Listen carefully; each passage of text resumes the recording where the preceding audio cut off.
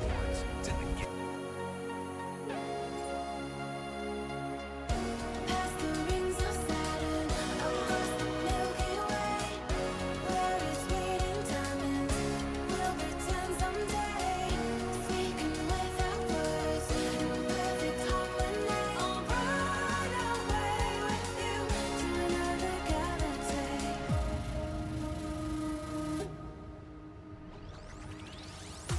It was written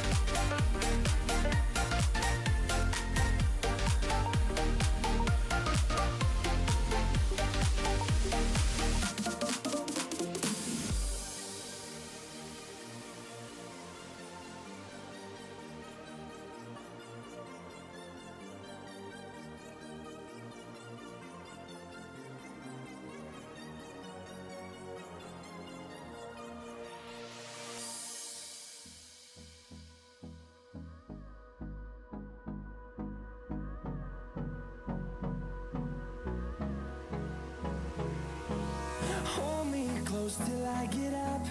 Time is barely on our side. I don't wanna waste what's left. The storms we chase are leading us, and love is all we'll ever trust. Yeah, no, I don't wanna waste what's left.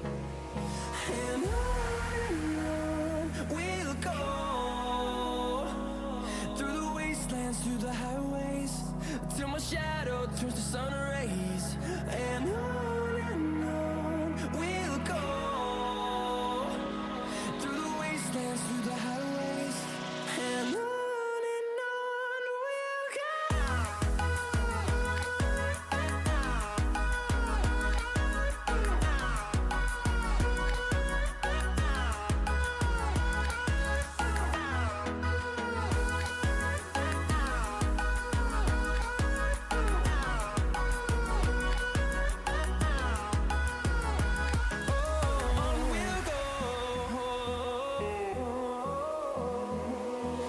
Finding life along the way, melodies we haven't played.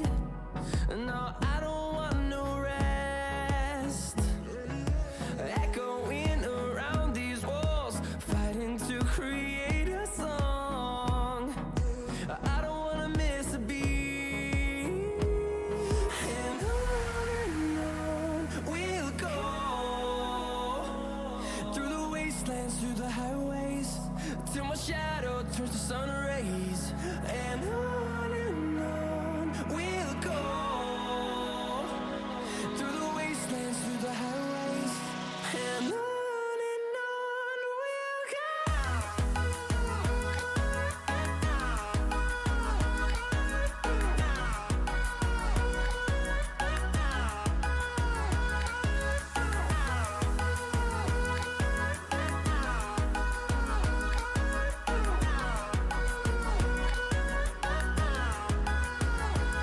And we'll grow in number, fueled by them to see the horizon, turn us to thousands.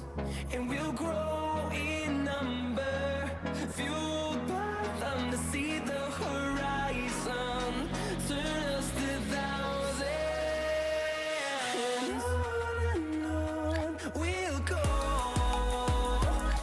through the wastelands, through the highways, till my shadow turns to sun rays. And on we'll go, through the wastelands, through the highways, and on we'll go.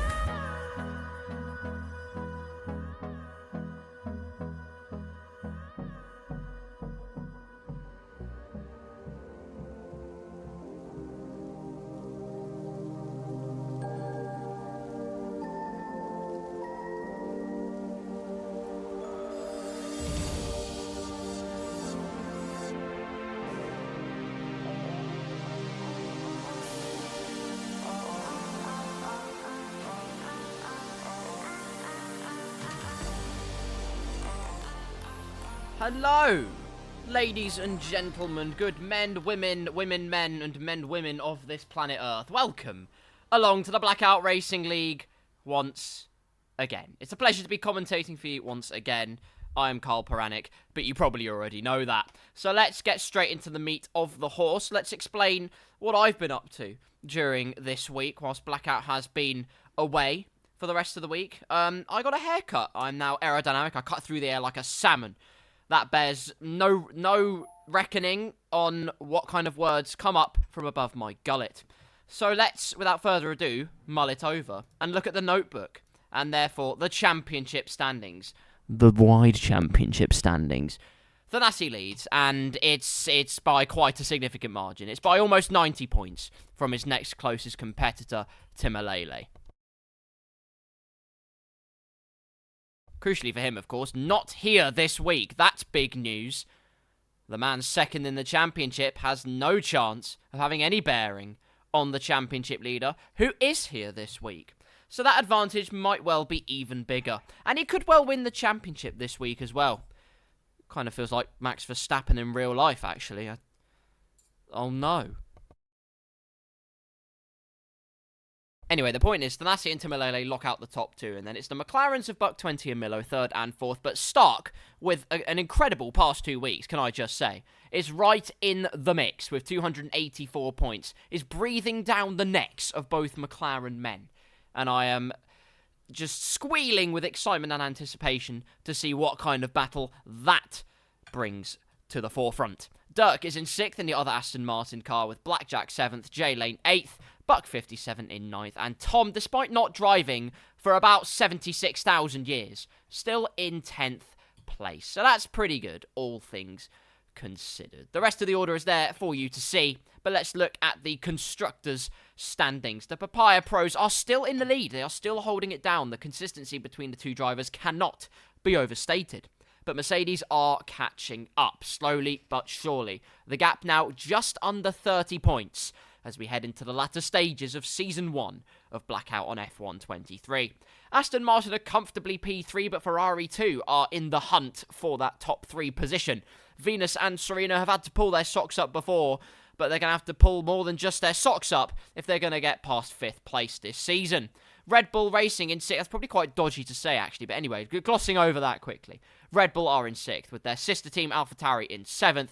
8th is Alpine, 9th is Haas, and 10th is Alfa Romeo. Well, that concludes all of the things to know about standings for this week.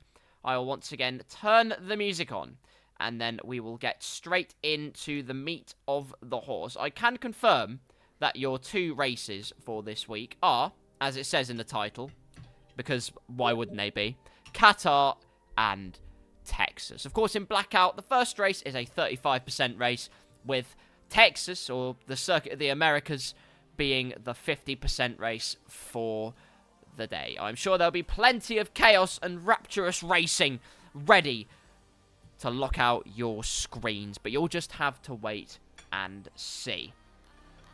Let's see what big stories can come up. Can Ganassi win again in the Blackout Racing League? Or maybe someone else will spring up a surprise. That is for all of you to find out that are watching. I welcome you along. For those of you that are watching, it's a pleasure to have you along as we go through the ins and outs, the ups and downs, and all the roundabouts of the Blackout Racing League. Soon to come, your lineup of drivers and the first race of the evening at Qatar. Don't miss it, it'll be a corker.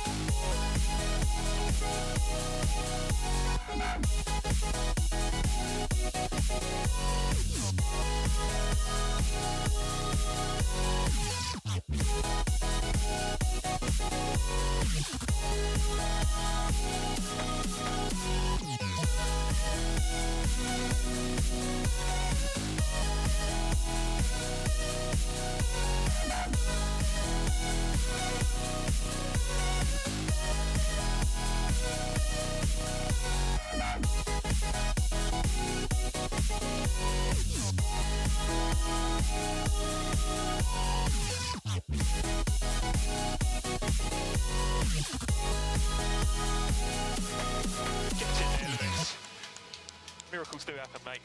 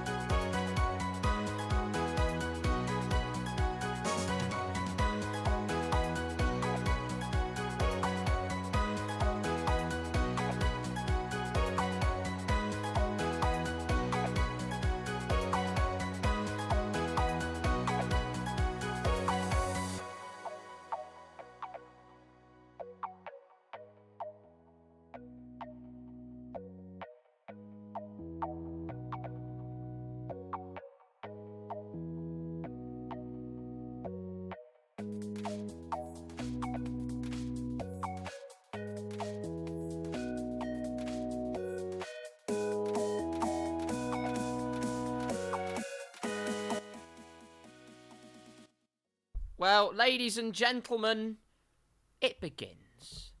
Qualifying at Qatar. These are your drivers on the right-hand side. We have 2 McLarens, 2 Alpines. Magico has returned. It's great to see him back and doing well. Daniel Gilligan is here. Slam's here. Maximus is here. You can see everyone on your screen, actually. I don't know what I'm saying.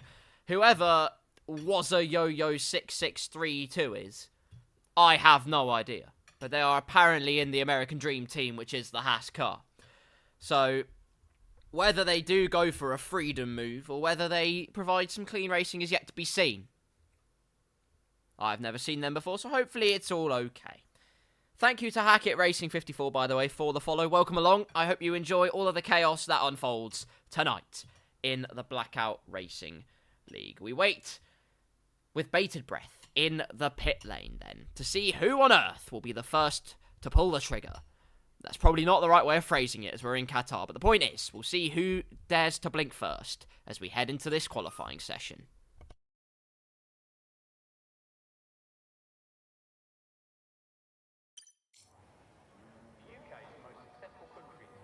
Well, it's a McLaren that strikes first, actually. Buck 20 seems to be the first one, peeling out of the pit lane for this Losail circuit. Decagon, thank you so much for the follow as well. Love and appreciate you. Dr. Stark has guaranteed a shambles.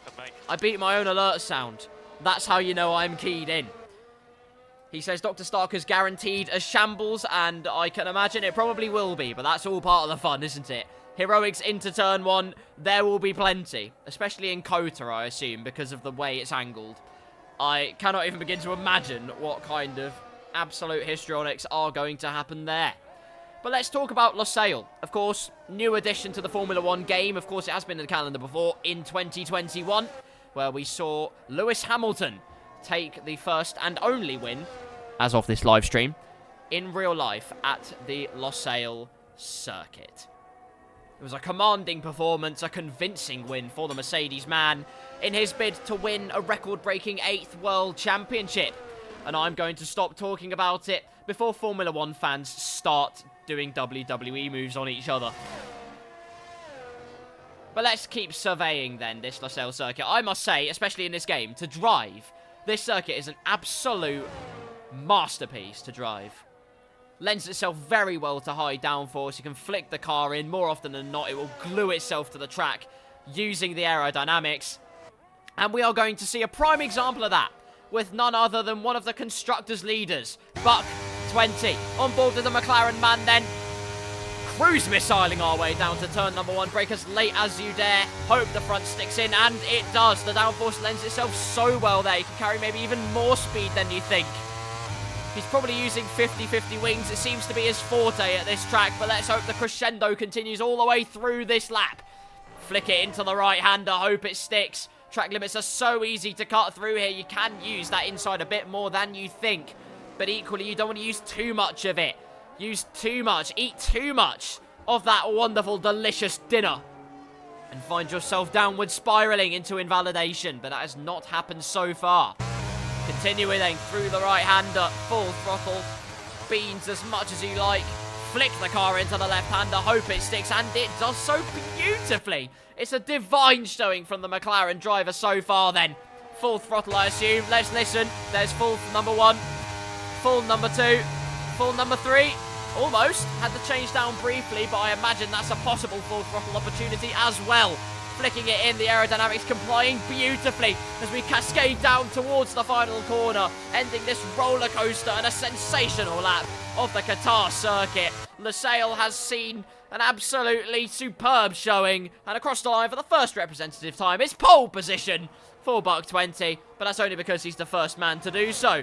Let's see who else is setting a lap time. The answer is King Didi, but unfortunately, he's had a lap time invalidated, so no dice so far. Buck57 to cross the line, and just pips Buck20 to the post. The battle of the Bucks so far being won by number 57 as Big Sam crosses the line. The Alpine next of Magico, 4th place for the Alpine driver. The next Red Bull of Space Ghost goes 4th fastest. Slash Hanger, bottom of the pile so far, with Dirk just about separating himself from the bottom of the current time set with P6. The time's coming in thick and fast then, as Maximus crosses the line, but it's invalidated, so I can only assume that, in fact, he will be going again. Where's Slam on track then? Going through the last few corners. Milo, meanwhile, will be crossing the line. No invalidation for the McLaren driver. Goes 3rd fastest, right behind his teammate. Consistency is exactly what McLaren need, and it's exactly what they are getting so far. The Ferrari driver crossed the line to start a lap. Meanwhile, Slam behind goes 5th fastest. Not a bad start at all to this qualifying session. The time's coming down thick and fast. Was a yo-yo, sets a 1 minute 23.7. Puts himself P8 for the time being. Stark, meanwhile, goes up to P4. The Ferrari man hot on the heels of both McLaren drivers in the Drivers' Championship, and is looking to breathe down their necks even more, make them even more uncomfortable. Can't imagine what that's like, but I hope it's probably disgusting. King Didi crosses the line, P9. Red Bull 7th and 9th so far. It's good to welcome back King Didi to the Blackout Racing League. Haven't seen him in a hot minute. And it is hot today. It's 28 degrees outside, and I am sweating. It is horrible. I'm not even going to lie to you. Meanwhile, Williams today has J-Lane. Traditionally a Williams driver, but someone who isn't. Someone who's been Red Bull for goodness knows how long. Daniel Gilligan. Currently on an outlap for the Williams outfit. Let's see if he can soar like an eagle. Which, well, for Logan Sargent hasn't been the case in real life, unfortunately. Has seen things not really go his way. But Daniel Gilligan will be next to start a lap. Vulcan has crossed the line, to go P15 so far, bottom of the pile. Meanwhile, Wilco has gone 4th fastest with a 1 minute 22.1. Daniel Gilligan is straight on, and it's into the wall for the Williams man. I have no idea what's happened, but he tobogganed his way down the braking zone and into the wall. Squarely hit. And I must say, for execution, it's a solid 9 out of 10. But for a qualifying performance, well, Williams will have to do another technical debrief on Instagram as to how that happened. If James Vowles has picked anything up from Toto Wolff, it might well be a hole in the desk at the Williams headquarters. Not sure what happened. I can only assume brake pedal issues for Daniel Gilligan, who has now left the session. And all I can say is, he's just been Tiamat Marduked. Calibration issues aside, here's a man who has had no such problems in this Blackout Racing series. Thanasi, also known as Zeus, bringing the electrifying pace, scorching, scintillating speed, and much more besides for the Mercedes outfit. Has been pretty much indomitable, omnipotent over these past few weeks, and looks to continue that streak here in Qatar. Let's see what kind of time he can set then. Battery fully charged up, and you know what time it is on board with Thanasi. Although the past few times I've done this stuff, jinxed it, he's either invalidated or it's gone cataclysmically. So this time, turn your volumes up, ring the noise as Thanasi takes us through a lap of the Qatar Grand Prix.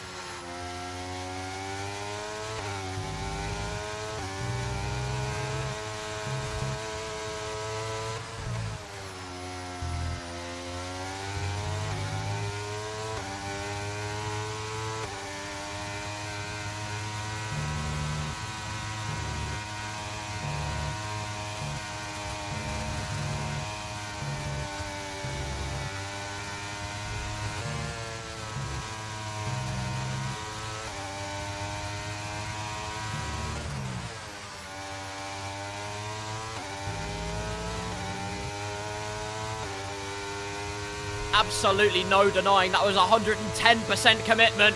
Crosses the line, and it's a 1 minute 21.0, almost breaking into the 1 minute 20 barrier. And that right there is exemplary. What a lap round the Losail circuit from Thanasi. Commitment right from the outset. You saw how close he was, especially towards the end of Sector 1 into the beginning of Sector 2, to breaching the track limits. It's fine margins like that can make or break your qualifying session, but it's a ramp of confidence that Thanasi has surged up as he completes his first lap of this qualifying session. A bunch of people on outlaps then. The fun doesn't stop. Buck 20 unfortunately invalidated his lap, so he's on the naughty step. Let's see who else is invalidated. Oh, Big Sam's invalidated his lap, actually. That wasn't the question I was trying to load in, but it is what's happened for him, unfortunately. Maximus, meanwhile, on an outlap and looking to bring AlphaTauri some glory. Currently line astern and Noah's Ark formation as we go into the top. Mercedes 1 and 2, McLaren 3 and 4, Ferrari 5 and 6. Hopefully, unlike Noah's Ark, they don't get caught in a massive flood and crash and burn. Wait, that's not happened, is it? He saved the animals. Oh well. Anyway, minor details aside, Maximus taking us through a lap of the Losail circuit, and track limits being extended even more so now. You just want that first time to go on the board to make sure you have that little boost of confidence that can take you through, propel you up the order throughout the rest of this qualifying session. Something all 17 of our drivers still in qualifying have managed to do. Oh no, Maximus with a pirouette. Unfortunately, it's only 3/4 of the way through execution, so it's unfortunately a 7.5 out of 10. In fact, realistically, it's even worse, because if it was 3/4, he will have had to been facing the other way from where he was. So, in fact, it's a 2.5 out of 10. Craig Revel-Horwood's going to be, well, choking on salad or something. I have no idea what he does. But anyway, the point is, not what you want to be having and not the kind of confidence he would have been looking to take forward. Meanwhile, was he Yo-Yo 663? You know what? I'm just going to call you Wazza and hope that's okay. For the moment, you're doing a very decent job. Still right on the pace, and with margins as close as this, anything can happen. Stark, meanwhile, is firmly on his way towards the end of his lap. His teammate, though, is at the end of his lap. My brother says he has a Rive. Hello, Mr. Arrive. It's good to see you here. Wilco crosses the line, and that was his lap, and it wasn't a Stark improvement. Speaking of Stark, he's pitted, so that lap clearly was not what he would have wanted. King Didi, then, has just started his lap. Through the first corner, he goes. In fact, he probably finished the lap based on that. He's 2,000ths off his teammate, who was just starting a lap. The Space Ghost. Hopefully not phasing through reality, although knowing Codemasters, that is entirely possible. Through the first sets of corners, then. Much unlike real life, this is where most of the general public would hope Red Bull would finish, but unfortunately that is not the case. They are firmly smashing the rest of the world. Just behind Space Ghost, Buck 57 is on a lap, tearing up the streets of Qatar, although he's gone very wide, and it is rightly so, an invalidation for the Mercedes man. Bonk on the face. Naughty Mercedes man. Let's see what King Didi's up to then. The answer is he's coming back into the pits. It's his teammate I was meant to be looking at. Who is right there? Space Ghost going in through the left-hander. Pinch it in, fourth gear, use the track on the way out. It's all about momentum here at Qatar. The more momentum you can carry through these corners, the better results you're going to be seeing, which is, well, obvious really at any track, but to be honest with you, more so at this track where most of the corners are medium to high speed. You just need to carry that momentum, use the track limits as much as possible to leave no kilometre unshaved, no stone unturned. Let's see what kind of gem Space Ghost has produced. Is it an Amethyst Wonder? Or is it a coal? Oh, no, it's not a coal, it's PA. Fantastic stuff. Christmas is looking fruity for Space Ghost. That's probably not the right way of phrasing it, but you know what? I don't really care. Space Ghost has masqueraded his way up into P8 with a 1 minute 22.7. Of course, when it comes to the actual race, tyre life is going to be super important. I've done many a race around Qatar in F1 23. My driving credentials, well, they overextend themselves, which is why I'm screaming behind a mic instead, clearly. But The point is, out of all the races I've driven here, tyre wear has been the crucial factor. Who can look after their tyres the most, but not only that, who can push the tyres at the same time? That is the question. Maybe the answers we will have very soon. Although someone who has an answer to Mercedes by 1,000th of a second is Milo, who's managed to get his way up into P2. I don't really know how I've missed it, and I apologise for missing it, but that is a great effort from the McLaren man, who is looking to, of course, cement that constructor's advantage against Mercedes. Hopefully, they can further do so. Yellow flags going on as drivers are slowing down, getting dutifully out of the way of a bunch of drivers. Vulcan, meanwhile, is P9, so that's a great effort there from the Alpine driver. Although, of course, as the qualifying session goes on, I suspect at this track, the evolution is just absolutely gargantuan. I can't even begin to imagine it. So then we might even see a 1 minute 20 on the horizon. If not, maybe even a 1 minute 19. That would be very, very nice to see indeed. Aston Martin, meanwhile, are having a shocker. Dirk, all the way down in P last. He's completely last. 1 minute 24.1. And needs just a right on cue. Is coming out of the pit lane to turn his fortunes around. Hopefully. We're about to find out, though. Let's see what else is cooking. King Didi's on an out lap. Meanwhile, Space Ghost has gone again. The answer is he invalidated his laps, so he can't go again. An Alpine crossing the line. Meanwhile, it is Magico looking for another meteoric qualifying masterclass in the Alpine. Two Alpines, once again, finally back together. The dream team is on show. Slam is not continuing, but Maximus's teammate does cross the line and goes up into P6, splitting the Ferraris. My computer has a skill issue, and I want to cry. But the point is, Maximus has done a great lap there, splitting the two Ferraris. And when I say fine margins matter, boy do I mean fine margins matter. 2 thousandths separating Maximus and Stark.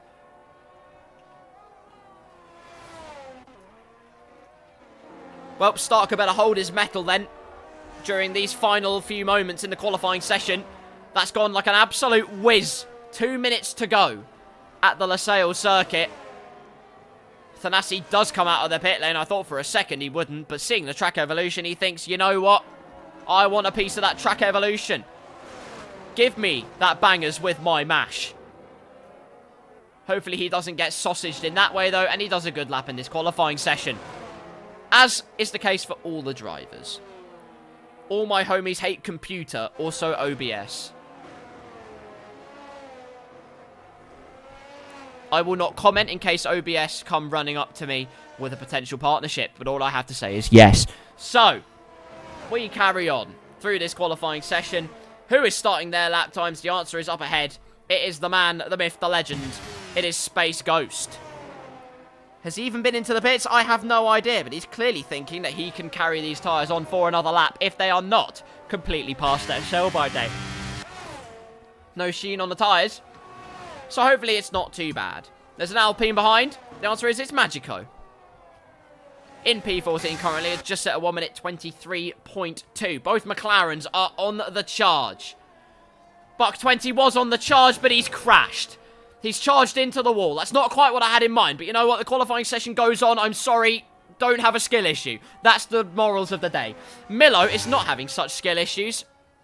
He is carrying on his merry way through Sector 1. What's it looking like? The answer is I have no idea because the game doesn't show me because it's a pleb. Milo, meanwhile, hopefully setting personal best times. Currently a 1,000th ahead of Buck 57. Let's see what Buck 57 can muster up. The answer is I have no idea because he's just started his final flying lap of this qualifying session, I believe. Let's see for confirmation. Wilco, meanwhile, goes up to P2. Great for him. Stark has just started. Not just started. I can't see. I'm blind. Get me a new guide dog because Stark is clearly going through Sector 2. In fact, at the fulcrum of it, rapidly approaching the end of it, and tobogganing his way through Sector number 3. Wilco, though, with an incredible lap there. Maybe a testament to the track evolution, but a great lap there from the Ferrari driver who sails up into the top 2 and the front row provisionally. Milo, though, has used everything. All the battery, all of the track width, all of the speeds he could have hoped for. And he slices his way across the line. And doesn't improve. Hardly improves, in fact. The 1 minute 21.8 Magico retires from the session. Meanwhile, no idea what's happened. I believe he came into the pits, though. So all is fine. Where is Stark? He's come into the pits. His qualifying session is run as he invalidated his lap time. Buck 57 then, the first Mercedes to cross the line. We know his teammate is on a charge behind him. But let's see what kind of fire erupts in Buck 57's timing screen. Don't tune off it. We're about to find out. Across the line, DRS open. And it's third place. He does not break onto the front row. Surely Thanasi gets a 1 minute 20. The answer is he doesn't even need to bother because one, he's invalidated his lap time, but also he is all but confirmed, unless J-Lane sets an absolute masterstroke, pole position for this race. J-Lane's invalidated his lap time, so no, he can't. Wilco's going to cross the line with a helping hand of DRS. And will probably not improve his lap time. In fact, he's weaving next to Dirk. The two of them celebrate fruitiously. Stark says, well, I think it's clear to figure out what he was feeling after that qualifying session. Devastation.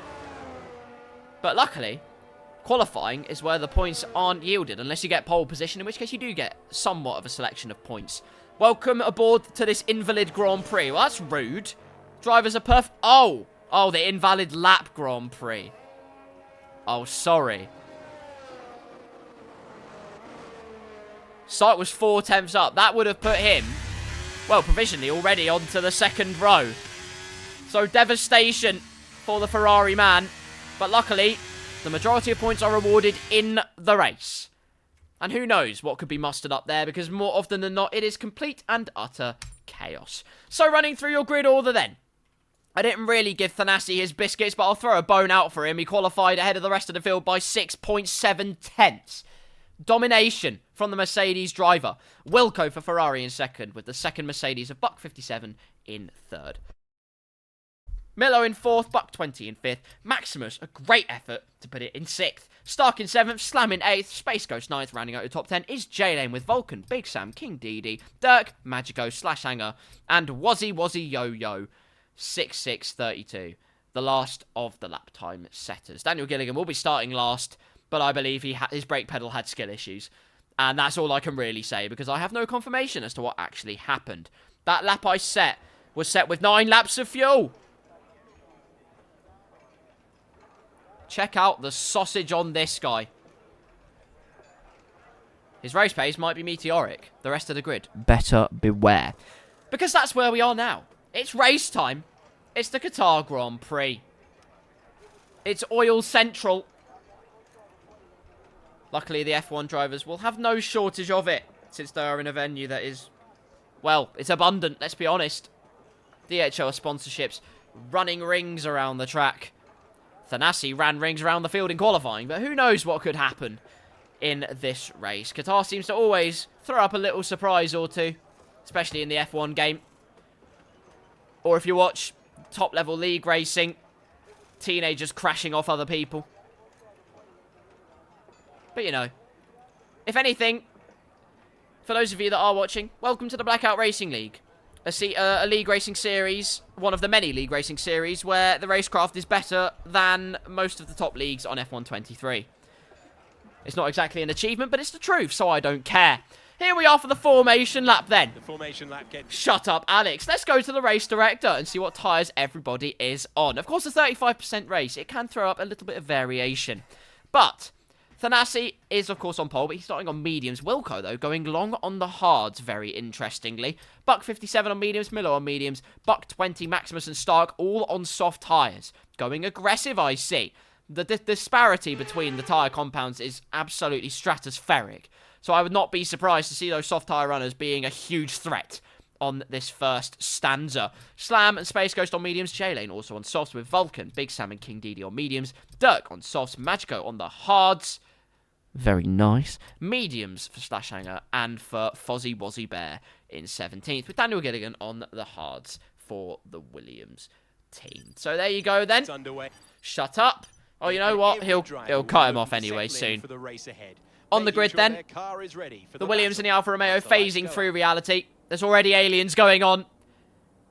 Let's hope there's not a lot more extraterrestrial activity here at Qatar, because we are about to find out. Can the Williams of Daniel Gilligan get a Kraken launch?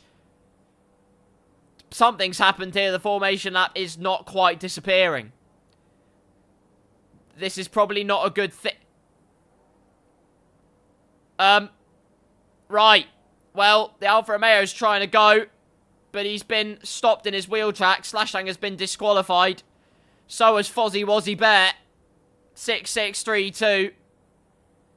And I would be pretty confident in saying that something has gone absolutely horribly wrong.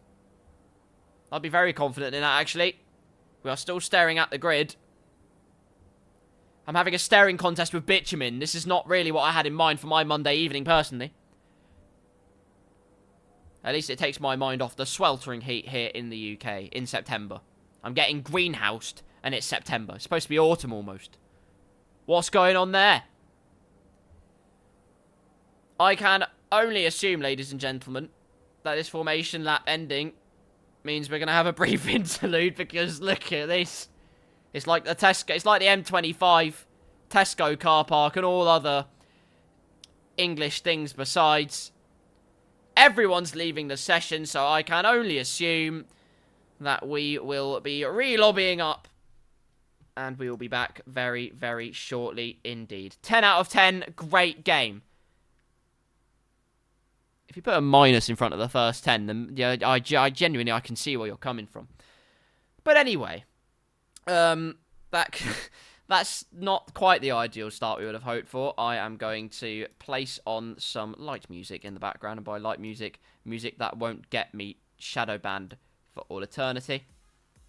And let's talk about real life F1 while we are waiting with bated breath to re-lobby up. Actually, you know what? While we are here, let us talk about F1 23 as a game. Because F1 23, I think we can all agree, most definitely, that F1 23, in terms of physics, in terms of handling, is the most meteoric step up in God knows how long. Like, honestly, I would be genuinely, I'd be convinced, completely convinced, that this is the best handling F1 game in the entire series. And thank God they've done it now, because there have been so many things of like, oh, we've changed this to do with physics, oh, we've changed this to do with handling. And the difference wasn't that much. It was like you were driving a hovercraft. But in this game, it now feels like you are just driving an craft. And that makes me very happy. It makes all other aspects of the game, in my opinion, much more fun. Things like My Team career mode, driver career mode, Grand Prix, time trial, basically any driving mode, it just makes so much more enjoyable because of the driving. Because you can be so much more consistent, because you can actually feel what the hell the car is doing. Because curbs don't kill you every 5 seconds at 99% of the tracks. It's genuinely a meteoric leap in comparison to its predecessor, F1 22, which I believe like so many people had problems with. It's not even funny. But where I can praise the handling, I can praise some of the track changes that they've done, i.e. Zandvoort and a bunch of others. Magico says, great game. Most of us are now in the new lobby. I am in the new lobby as well, actually. I have joined you. I've bestowed you all with my majesty. I'm kidding, of course. Like I say, it's always a pleasure to be commentating on these. I could genuinely not think currently. Like, honestly, hand on heart, I could genuinely not think anything better to be doing with my Monday evening than commentating, just at all. Like, genuinely, I am having an absolute blast of a time, and it's all thanks to all of you that tuned in, and all thanks to Blackout for giving me some very, very entertaining racing to commentate over every single time I've done this. So a big thank you to them, obviously. I can get the thank yous out of the way now, and I'll still do it at the end anyway, so I can't even be bothered to finish my statement. At least I don't have as much desyncing like on F1 21. That was horrible to run a league in. I can't even imagine. F1 2021, before they started just doing the ends of the years, which will, I'm sure, have people on side completely and not confuse anyone. You should do a poll to see which lap people think Milo will get murdered. You know what? If I figure out how to do that, I will definitely do that. That'll be a nice fun one. to mull over, I'm sure. F1 2021, we had a race at Monza that did make it past the end of the... What? Past the end of the pit lane? Well, since EA have somewhat taken over Codemasters, some things never really change. Anyway, where was I with my little tangent? The answer is I was talking about F1 2023, and I was talking about how in most areas, well, the driving has improved all areas of the game, but in pretty much every single other area of the game, I feel like they have done the absolute bare minimum in terms of making it, you know, more varied, more, I don't know, enticing. Like My Team Career Mode, nothing has changed. You can sugarcoat all of the features that haven't changed with the physics, with the handling, but you cannot ignore them. You just cannot. My Team hasn't changed. Driver Career Mode, hardly changed. Breaking Point 2, lackluster, in my opinion. F1 World, also lackluster. No, extremely lackluster, for that matter. F1 World is just a shoddy attempt to try and probably just swaffle in microtransactions in the future. Let's be honest. That's the only way we can see it. EA aren't cooking, they are simmering. In fact, not even simmering, because I drowned them in the lake. I was going to say words that I can't say, I'm just angry. Because it's genuine laziness, in my opinion. Like, the driving, sure. Like, the main part of what makes an F1 game fun is probably the driving. And, you know what? Kudos to them. They did a good job. So calm. Well done them. Great. We can all go home happy. And that makes every other part of the game more fun, because you can actually drive the car without feeling like you're going to send yourself off into Narnia and all other third dimensions, like, instantaneously. So that's great. But in every single other area, they either haven't bothered or introduced new features that don't matter. Red flags, great, nice feature, and then they didn't work at the beginning of the game at all. Like, how do you screw that up? Your headlining feature, you make broken. It's fixed now, yes, but it's still something that shouldn't have been there in the first place. And then you have the whole debacle with wheel force feedback, which they fixed now, or allegedly fixed on Logitech. Allegedly they did fixes on Thrustmaster, excuse me. But then on Fanatec, a wheel I have, it still happens. It happens on every single wheel platform. Like, you can't escape that. How do you just not have force feedback? How unoptimized does a game have to be? Where the driving is one of the best features, but then if you can't feel what the car is doing, what's the point? Like, honestly. And then Spa still hasn't been updated, which hacks me off, because honestly, it's not been updated before I was born, basically. And then lots of other things besides that I can't be bothered to comment on. But basically, F1 23, the driving is great, and I love it. iPhone 23 Le Game. It's about right. No formation lap, 5 red lights. Let's ignore the game for a second. Lights out, and away we go. Thanasi gets a decent start. Let's see how Wilco does alongside. Answer is gets an equally good start, but Buck 57 is already trying to go around the outside. The McLarens, though, finding their momentum. Buck 20 going around the outside of his teammate. Fantastic start on those soft tyres. And let's see what everyone else can do. Starks had a problem on the start. No idea what on earth happened. He's down to last. Buck 57 up into P2. Mercedes 1 and 2. And now Wilco's got Buck 20 to worry about on those soft tyres. So Thanasi comfortably has the lead from his teammate. Wilco third, Buck 20 in fourth, but looking for every avenue to try and get round Red Bull and Alpine fighting hard there. Vulcan and Space Ghost going wheel to wheel. Buck 20 trying to go down the inside of Wilco, gets it done, makes a bit of contact with his fellow Buck. The Bucks bringing the fizz immediately here at Qatar. Riding on board with Buck 20 because these camera angles are absolutely useless. Slipstreaming then, using a bit of battery, going to the outside, trying to deter his fellow Buck compatriot offline, but nothing doing there so far. Of course, high downforce is the nature of Buck 20 in everything he does. When he's walking to the shops, he hunkers down low to give himself the best aerodynamics possible and glues himself to the track using Gorilla. Allegedly, to be quite clear. He's got the exit though. on his fellow Buck. But look at this, 3 cars line astern already.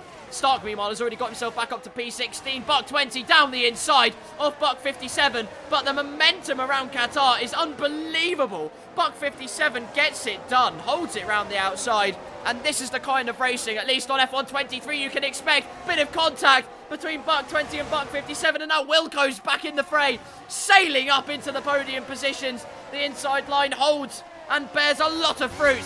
Buck 20, though, will not give this up. Sector 1, though, yellow flag. What on earth's happened? Magico's had some kind of problem, or Daniel Gilligan has a virtual safety car. I saw someone half spin. No idea what on earth went on there. The race neutralises itself a little bit. Meanwhile, Thanasi has a gap of already 3 seconds to his teammate. Which, in layman's terms, is about just short of 3 days. And if it wasn't for a complimentary slice of raspberry cheesecake, this whole ordeal would be a waste of time. Thanasi, though, already in control at the front of the field. Virtual safety car ends, away he goes. Wasn't the kind of restart he would have hoped for, though. And it could well put his teammate into striking distance or DRS range. Of course, DRS is not enabled, so that's not going to happen just yet. It will be enabled on this lap, though. Big Sam already with a penalty. No idea what on earth's happened. Fozzie Wozzie Yo-Yo is into the pit lane. Without a front wing on his wagon, that is not what he would have wanted. Well, definitely not what he would have wanted, to be honest with you. But some people want weird things in life, as I've discovered. Thanasi from his teammate, Buck 57. Buck 20 keeps P3. Has got back up into P3. Wilco sailing on through in P4 with Milo right behind in P5. Nothing to separate the first 9 cars of this race, all within DRS range of one another. Unbelievable. This is the kind of close racing you can expect from the Lusail circuit. And we are seeing it come into fruition. The gap at 7/10. Thanasi just keeping control right now.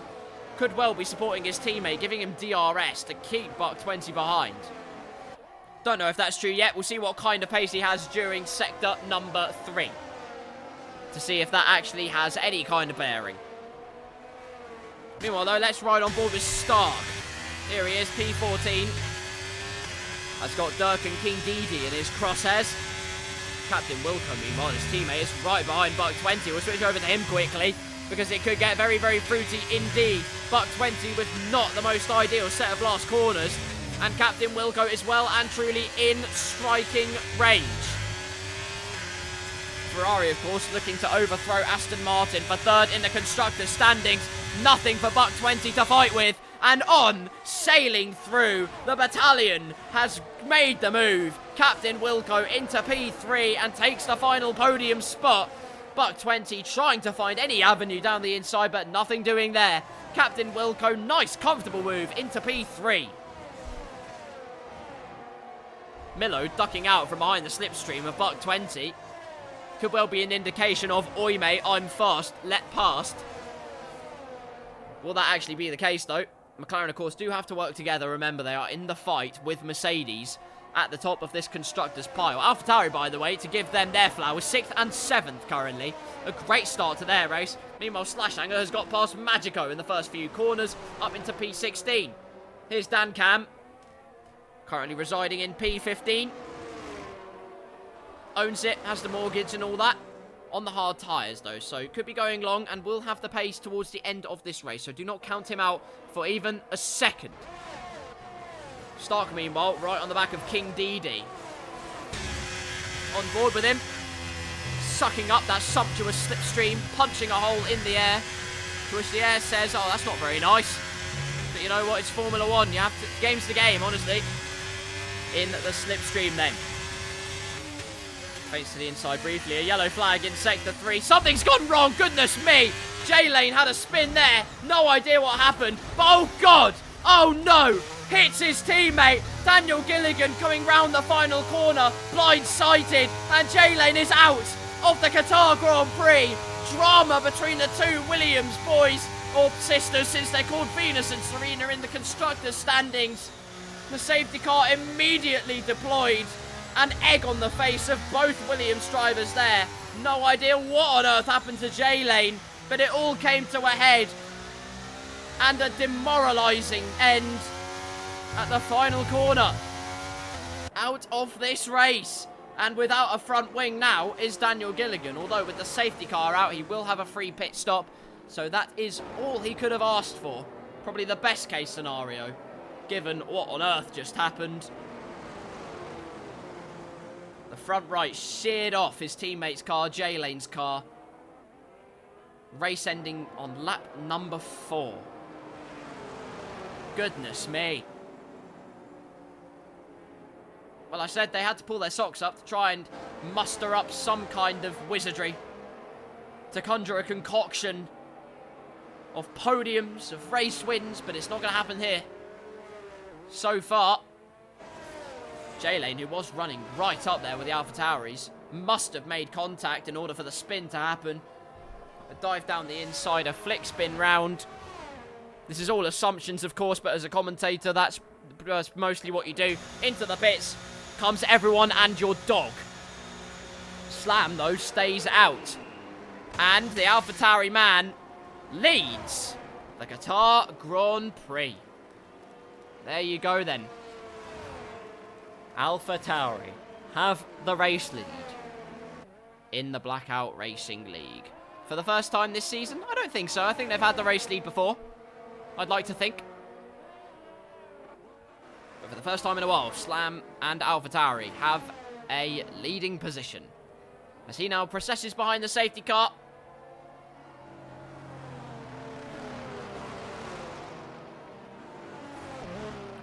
We now wait for the rest of the field to catch up, make their pit stops. Everyone pretty much making a pit stop. We can look and survey what tyres everyone has strapped onto their car.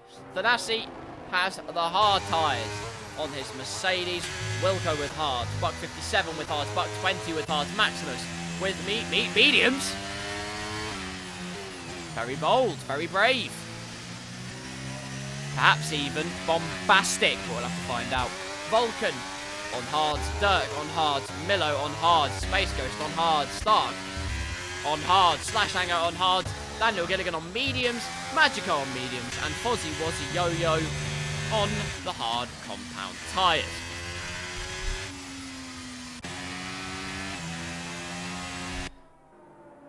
Here we are then. If you've just joined, welcome along. Drama here at the Qatar Grand Prix.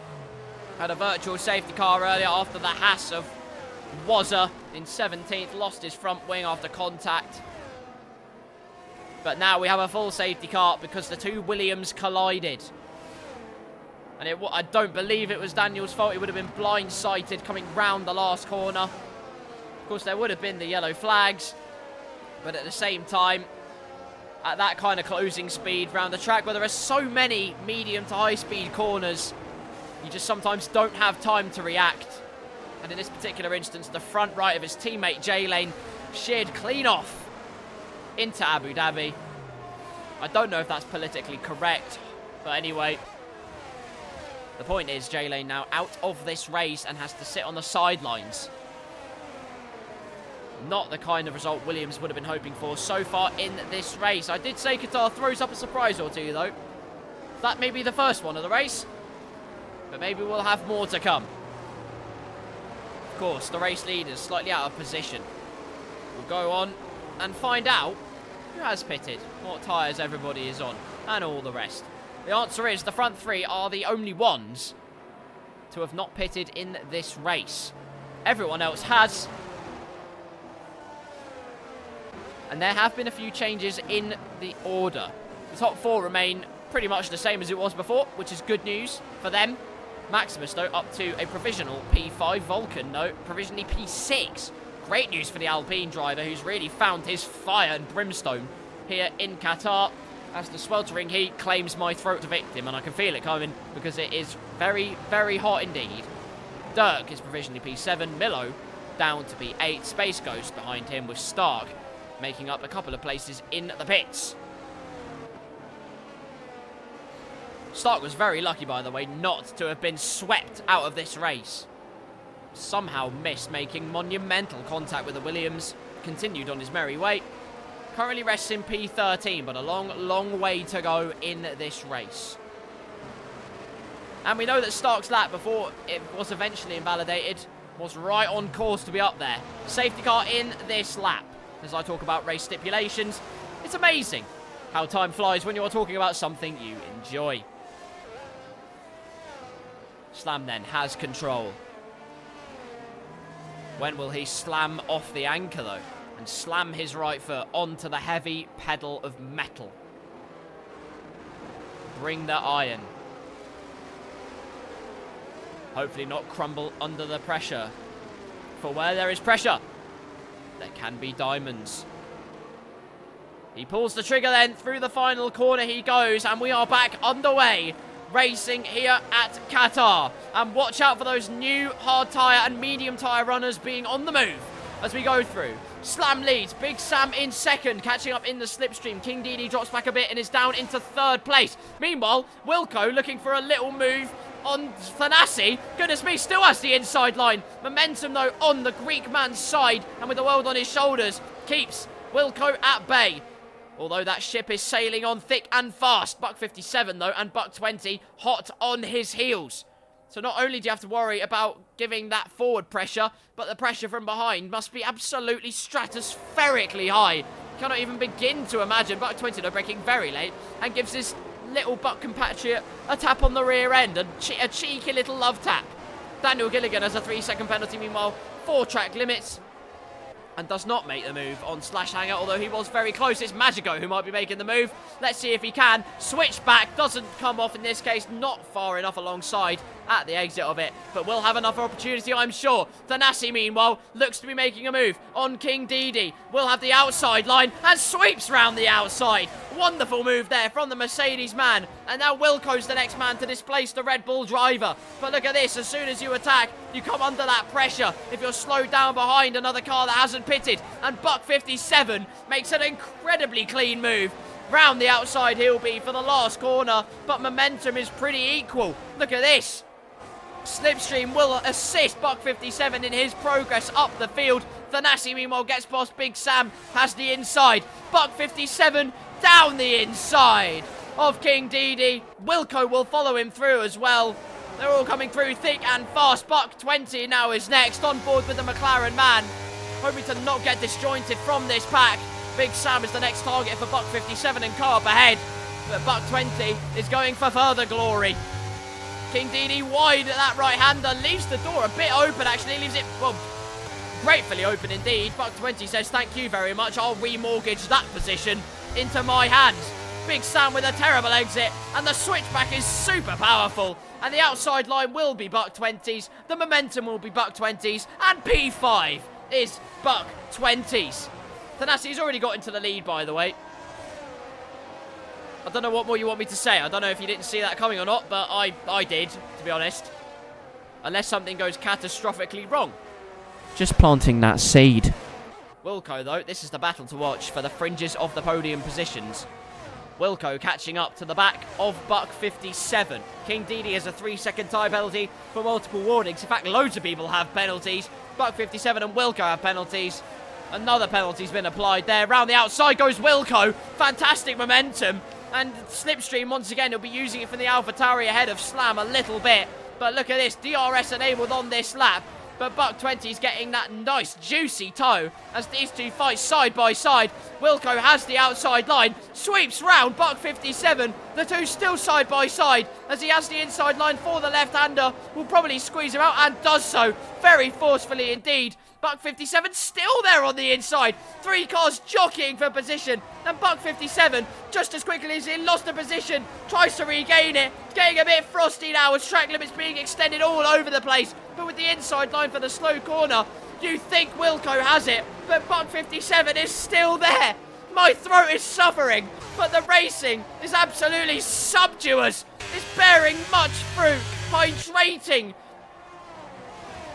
the glands of many F1 fans. The satisfaction is unrivaled as Wilco finally probably gets the move done, does get the move done, but here comes Buck 20 through into P3, and the momentum was so much so off of Wilco's favour that Buck 57 gets through.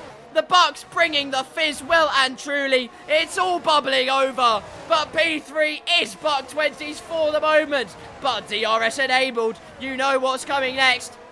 It could be gazump time.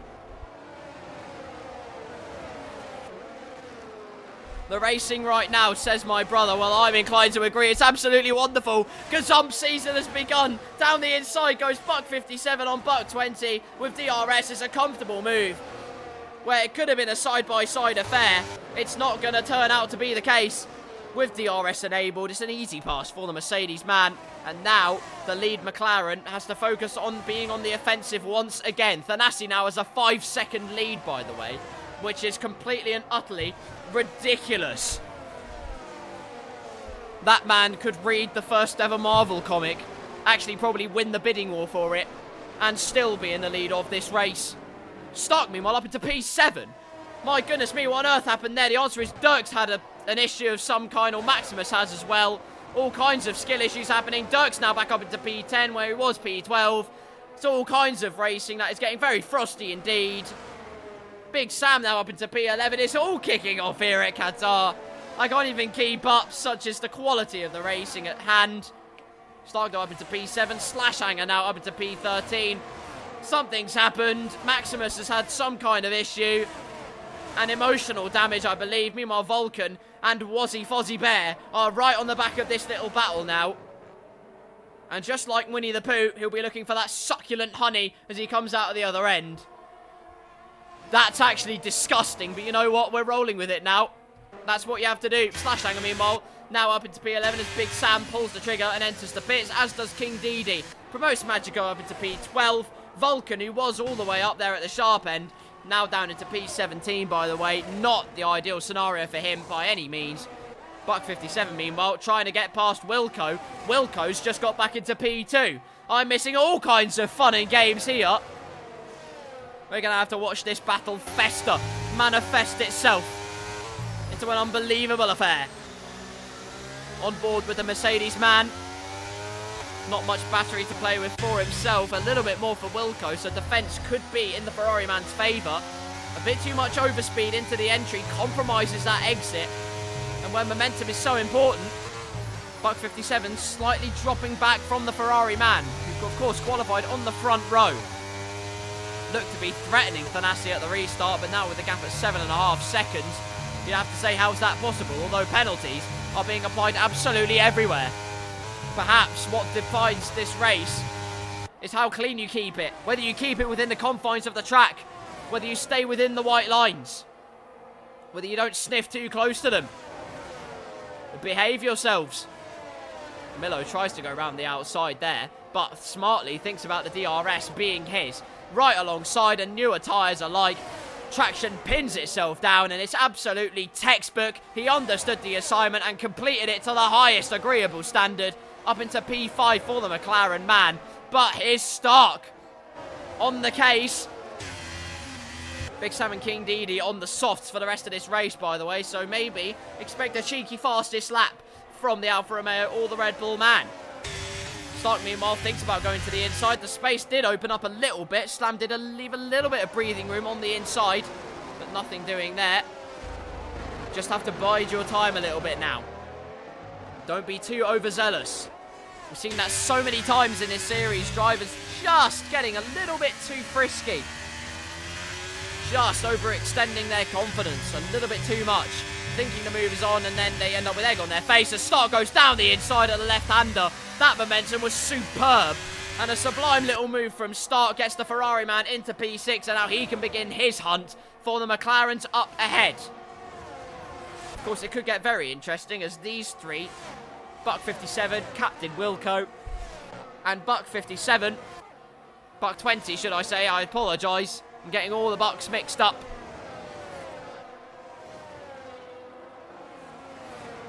But there could well be some spice yet to be applied to this race. DRS, of course, still between this gaggle of cars. Space Ghost, meanwhile, goes up into P7. Daniel Gilligan, by the way, now up into P8. So a great little stint on the medium so far.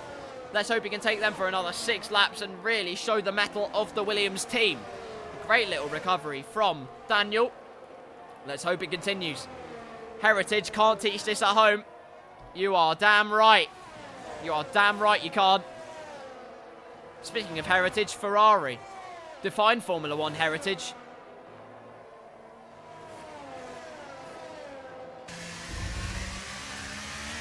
A team that throughout Formula 1's history defined greatness, defined supremacy. Especially when you consider the early 2000s, Michael Schumacher at the helm.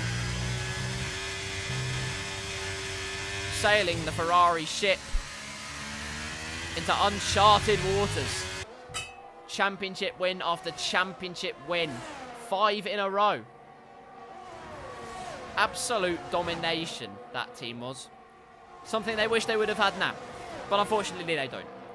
Here's the race so far then. Thanasi leads by 7.5 seconds. Pace though pretty equal between himself and his teammate, Buck 57. Although I imagine Thanasi is practically cruising just to make sure he doesn't mess it up. Keeps it to the end. Maximus now has the 3-second penalty applied for multiple warnings. That leaves 4 drivers with a clean resume. And the rest of the drivers have been bonked onto the naughty step. Stark now almost within DRS range of Milo in the McLaren. Like I said, pressure being applied to the 2 McLaren drivers by this man. Has 2 wins in the past 2 weeks at Singapore and at Japan. Fortune favours the brave, and Stark was very, very brave indeed. And the gods of Formula 1 repaid him most kindly indeed. Half a second now the gap between himself and Milo. Stark has unbelievable pace, and I have no doubt will be right on the back and within DRS, and right on the money for getting P5 in this race. Meanwhile, someone who's right on the money of gaining a position is Captain Wilco once again. Has got that gap down. Was at 8 tenths in previous laps gone by, but now has just got it down to half a second. 6 tenths. 7. It might be extending. You know what? Forget my excitement. I apologise for making... I'm sorry for disappointing you all, basically. But the circus continues. We head on down through Sector 3. It really is a helter-skelter kind of track, this, honestly. Twists and turns at every avenue, except at least at this one, they don't all go spiralling and give you sickness. DRS will be wide open for the Ferrari man. Buck 57 breaking the toe, very interestingly, as he has absolutely no battery to fight with. That's a Buck trait as well. King Didi's retired from the session meanwhile. What on earth's happened? And another safety car. So that gets very interesting. Maximus has also retired. What on earth's happened there? I can't see it. We're going to have to see it from Slam if we can see what on earth's happened. The answer is it looked like he crashed into the pit lane. Right. Moving on. Slam into the pits then. As is Vulcan. Onto a fresh set of soft tyres. Well, I've said fortune favours the brave in this race. And Vulcan and co are being very, very brave indeed. They should be able to catch the safety car convincingly before we get back underway. We will have at least one more lap of safety car running. So I imagine within 2 laps they will be right on the back of the safety car, hopefully.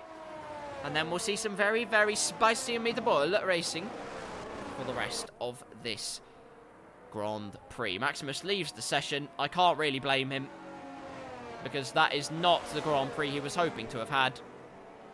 Emotional damage. Very emotional damage. And physical damage to his car. AlphaTauri will be saying curse words in Italian that I cannot say. But that's for another day. Thanasi then, your leader as we have this safety car period. Our second one of the race. Buck 57 in second. Wilco into the pits. That's very interesting indeed. Wilco pits and goes for the bold strategy. As does Stark. Okay. Well, don't adjust your sets, everyone. Heritage, you can't teach it at home. Well, unfortunately for Stark, Wilco has to serve a penalty. But actually, quite blissfully for him, he doesn't have to worry too much, as other drivers behind him will come into the pits. Soft boots onto the Ferrari man. And he does still get out ahead of the Red Bull, courtesy of them having a penalty. Does come out behind Dirk, so that could be interesting for him. But you know what? We'll find that out very soon, I'm sure. Safety car normally in this game has to wait for the back of the pack to catch up. So we will have at least, I think, another lap of safety car. Correct me if I'm wrong. I believe there will be another lap of safety car to go in this race. So, very interesting stuff indeed. 7th downwards have fresh softs strapped onto their wagons. And will really be hoping that they can make the most of this soft tyre period as Thanasi and co catch up to the back of the safety car on 11-lap-old tyres. So while things might be looking all sunshine and rainbows for the top 6, it could descend into doom and gloom very, very shortly indeed. As both Ferraris and a bunch of others have soft tyres. As I rightly predicted, the safety car will stay out for at least another lap. No message at the top there saying that it will come in. And so it will probably be a 3-lap shootout to the end of this race. This brings a whole new meaning to a sprint shootout. It really is a sprint shootout. But will you be up with the greats like Usain Bolt? Or will you flounder? Will you fail to flourish? Will you be a slug like, well, me, to be honest. That's sad. Lap number 17, almost lap number 18 of this Grand Prix, which it is now. And the news of the day is that Thanasi and Buck 57 are leading the line for Mercedes in what is a crucial constructors fight. But more crucially, they are on 12-lap-old tyres, as is everyone else from 1st down to 6th. But look at this, everyone else on newer soft tyres, which could prove very, very interesting indeed. Of course, in real life, Qatar, one of the tracks in Formula 1 that has only been raced at once so far. We'll race there for a second time in 2023. Which for a driving spectacle is wonderful because this circuit is fantastic. From an ethical standpoint is probably questionable, but you know, let's move on. Can't wait to see this turn 1. Neither can I. Because I have no doubt it's going to be absolute prime chaos. If Mercedes want to think smartly about this, they actually want to work together. They want Buck 57 to actually try and back up Buck 20 and Milo as much as possible. Make sure that Thanasi gets a clear gap because those soft tyres are going to be so quick. It's unbelievable. That, of course, is pending that they keep it clean. That they don't completely sail off into the Caspian Sea, which is nowhere near this, but it's probably where they'll end up. Safety car should be in at the end of this lap. And it is. Like I was saying though, Qatar, one of these tracks in Formula 1 that has only been raced at once. Like I said, Lewis Hamilton, the winner of the inaugural Qatar Grand Prix. Will Max Verstappen be the second winner at this Qatar Grand Prix? The answer is probably yes, and I have depression. But you know what? You never know. It might spring up a little bit of magic. Sprinkle a little bit of stardust on what has otherwise been a very, very dominant season for the Red Bull team. Thanasi has control of the pack and pulls the trigger very, very early indeed. And Buck 20, not for the first time this season, has been caught napping. Big time. And so, we go to green flag racing at the Qatar Grand Prix. Thanasi leads. Buck 57 in second. Wilco immediately going straight for a move on Slash Hanger. Such was the overspeed and the grip difference on those soft tyres. Already pulling to the inside and sweeping past on those new softs. Goes the Ferrari driver and immediately will set his sights on his next victim, which is Daniel Gilligan. Look at how slow those mediums are. You see that? Disgusting. Disgusting, the pace difference. A lot of ERS being used by Daniel Gilligan, but how much longer can this resistance be put up? The answer is probably not very long. Diving down the inside goes Captain Wilco, and I have no doubt sailing through into P5. And so the progress continues. Stark, meanwhile, up into P7 has displaced Dirk and is now looking at Daniel Gilligan's position. 2 more laps of this Qatar Grand Prix to go. And Captain Wilco is sailing his way up the field. Potentially to another podium this season. Potentially to something even greater. P4 is on the cards. Slam, meanwhile, gets past Slash Hanger, who's dropped down to P12 on those old hard tyres. It's really not gone his way. And Wilco is looking for another position to be gained on Milo. Has to be very careful, of course. The Drivers' Championship on the line. Cuts off the racing line. He's entitled to do so. Forcefully but fairly, contact between the two. Those soft tyres have the momentum, but contact on the rear is not what they would have been hoping for. Oh my days, these softs, I tell you what, they are bringing some zest, aren't they? Down the inside, it's going to sweep Captain Wilco, surely. Milo leaves the space, and down the inside goes Wilco. Will have the outside, and surely the momentum on his favour. Yes, he does. Fantastic move from the Ferrari driver. New softs, of course, are strapped onto the prancing horse, but you've got to make the moves cleanly in order to secure that position.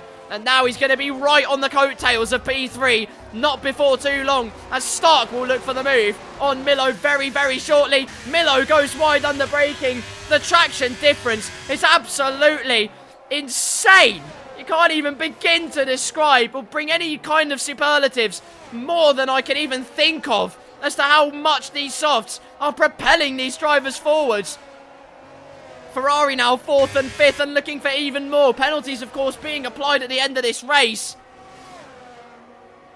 Captain Wilco is going to finish provisionally P2, which is fantastic for him. And I haven't talked about this man much because I haven't had to. What can you say? He's driven out of his skin once again, and not for the first time this season. Has been utterly dominant, controlled it from start to finish. And when things seemed slightly out of touch, he kept it firmly in his grip. Thanasi crosses the line to win once again in the Blackout Racing League. His teammate gets P2, but it's Wilco and Stark that claim P2 and P3. Bold move to pit for the softs has paid off handsomely for the Ferrari team. A fantastic last stint and last 2 laps of racing here at Qatar, and it pays off in spades. Fantastic stuff. Milo encoded everything they could, but let's be honest, the tyre difference was always going to be the defining factor at the latter stages. Thanasi was never under threat, had it under his control, and claims yet another win. And I have no idea what that means for championship stipulations, but he's edging ever closer, if not already has his grip on the championship trophy. He has his grip on this one, though. Thumbs up. Casual, because he's won so many of them, he doesn't care anymore. The champagne is sprayed, or because it's a Peggy 3 game, Sprite 0, 7 Up, and other clear beverages besides. Thanasi with yet another win, but Ferrari, with the bold call at the end, bring an absolutely fantastic result for the Scuderia. Where in real life, they sent them into raptures with a P3 and pole position. Here at Qatar, they'll be sending them into even more berserk raptures. Milan will have to be shut down. And there'll be so many flares of joy that they'll probably be set on fire. But anyway, Thanasi takes another win and fastest lap to his name. Wilco and Stark, P2 and P3 for Ferrari. McLaren 4th and 5th, with Buck 57 demoted to 6th at the end of that race. Space Ghost in 7th with Magico. A brilliant comeback to finish 8th. Welcome back to Blackout. Fantastic work. Dirk Knight Slam 10th. Daniel Gilligan 11th. Big Sam Slashhanger Vulcan was a yo-yo. Complete the points with DNS being Maximus, King DD, and J-Lane. Well, my goodness me. What a start to the evening. And what racing. What phenomenal racing at the Qatar Grand Prix. It was absolutely fantastic. Genuinely, I'm speechless. I had an absolutely incredible time watching that. And I hope you did too. Sincerely. Like, honestly. Wow. What a comeback from the end for the Ferraris, for everyone on those soft tyres. That just proves what kind of a difference these new tyres make. And I've always said what a difference it makes all the time to be on those new tyres, to have the superior grip, the superior confidence. And it showed itself there by the oil tanker full. And with testicles filling 6 wheelbarrows between the 2 Ferrari drivers. Firstly, I say put them away because that's disgusting. But secondly, I say kudos to them because it's a double podium for the Scuderia. And where Aston Martin were hoping to hold their P3, it's looking like Ferrari will have a stronghold of that very soon. Thanasi takes yet another race win then. The Drivers' Championship surely in his grasp, without a doubt. but plenty of action all the way through the field. An incredible race at Qatar.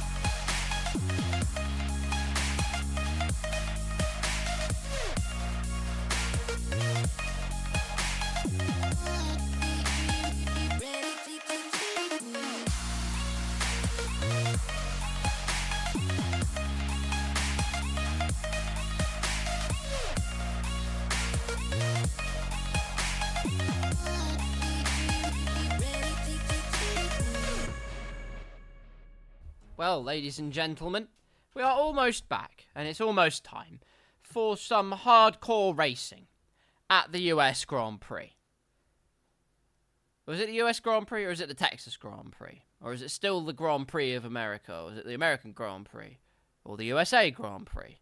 Or I don't know what it's called anymore, because we have so many races in America that I've lost track, basically. In all senses. But anyway. We're off to Texas, the Circuit of the Americas, first introduced in 2012, where we will be concocting some hopefully wonderful racing and majestic battles all the way through, as we did in Qatar. Let's see what we've got. Almeida Music says, we back! Damn right we are! Here every week at Monday at 8 PM to commentate this wonderful league racing series. And it's good to see you. I hope you're doing very well, my friend. Astro Stark. I misjudged when I could go for a toilet break at the start. That left behind, well, a trail of nervousness probably, but I don't know what kind. But there you go. Anyway, the point is, welcome back, one and all, to the Blackout Racing League. We've had our 35% race of the day. It was hectic. It was fraught with danger, peril at every corner. Potential for crashes at every crevice. But still, most of our drivers kept it all together, and we had some very nice racing at Qatar. A track that lends itself well to side-by-side racing in F1 23, I must say. Although if your name is Max Verstappen, you can drive straight on into someone, and you'd still be fine. Or maybe that would actually attract the ire of the FIA. I don't know anymore, but the point is, we are almost ready to get back underway racing at the US Grand Prix.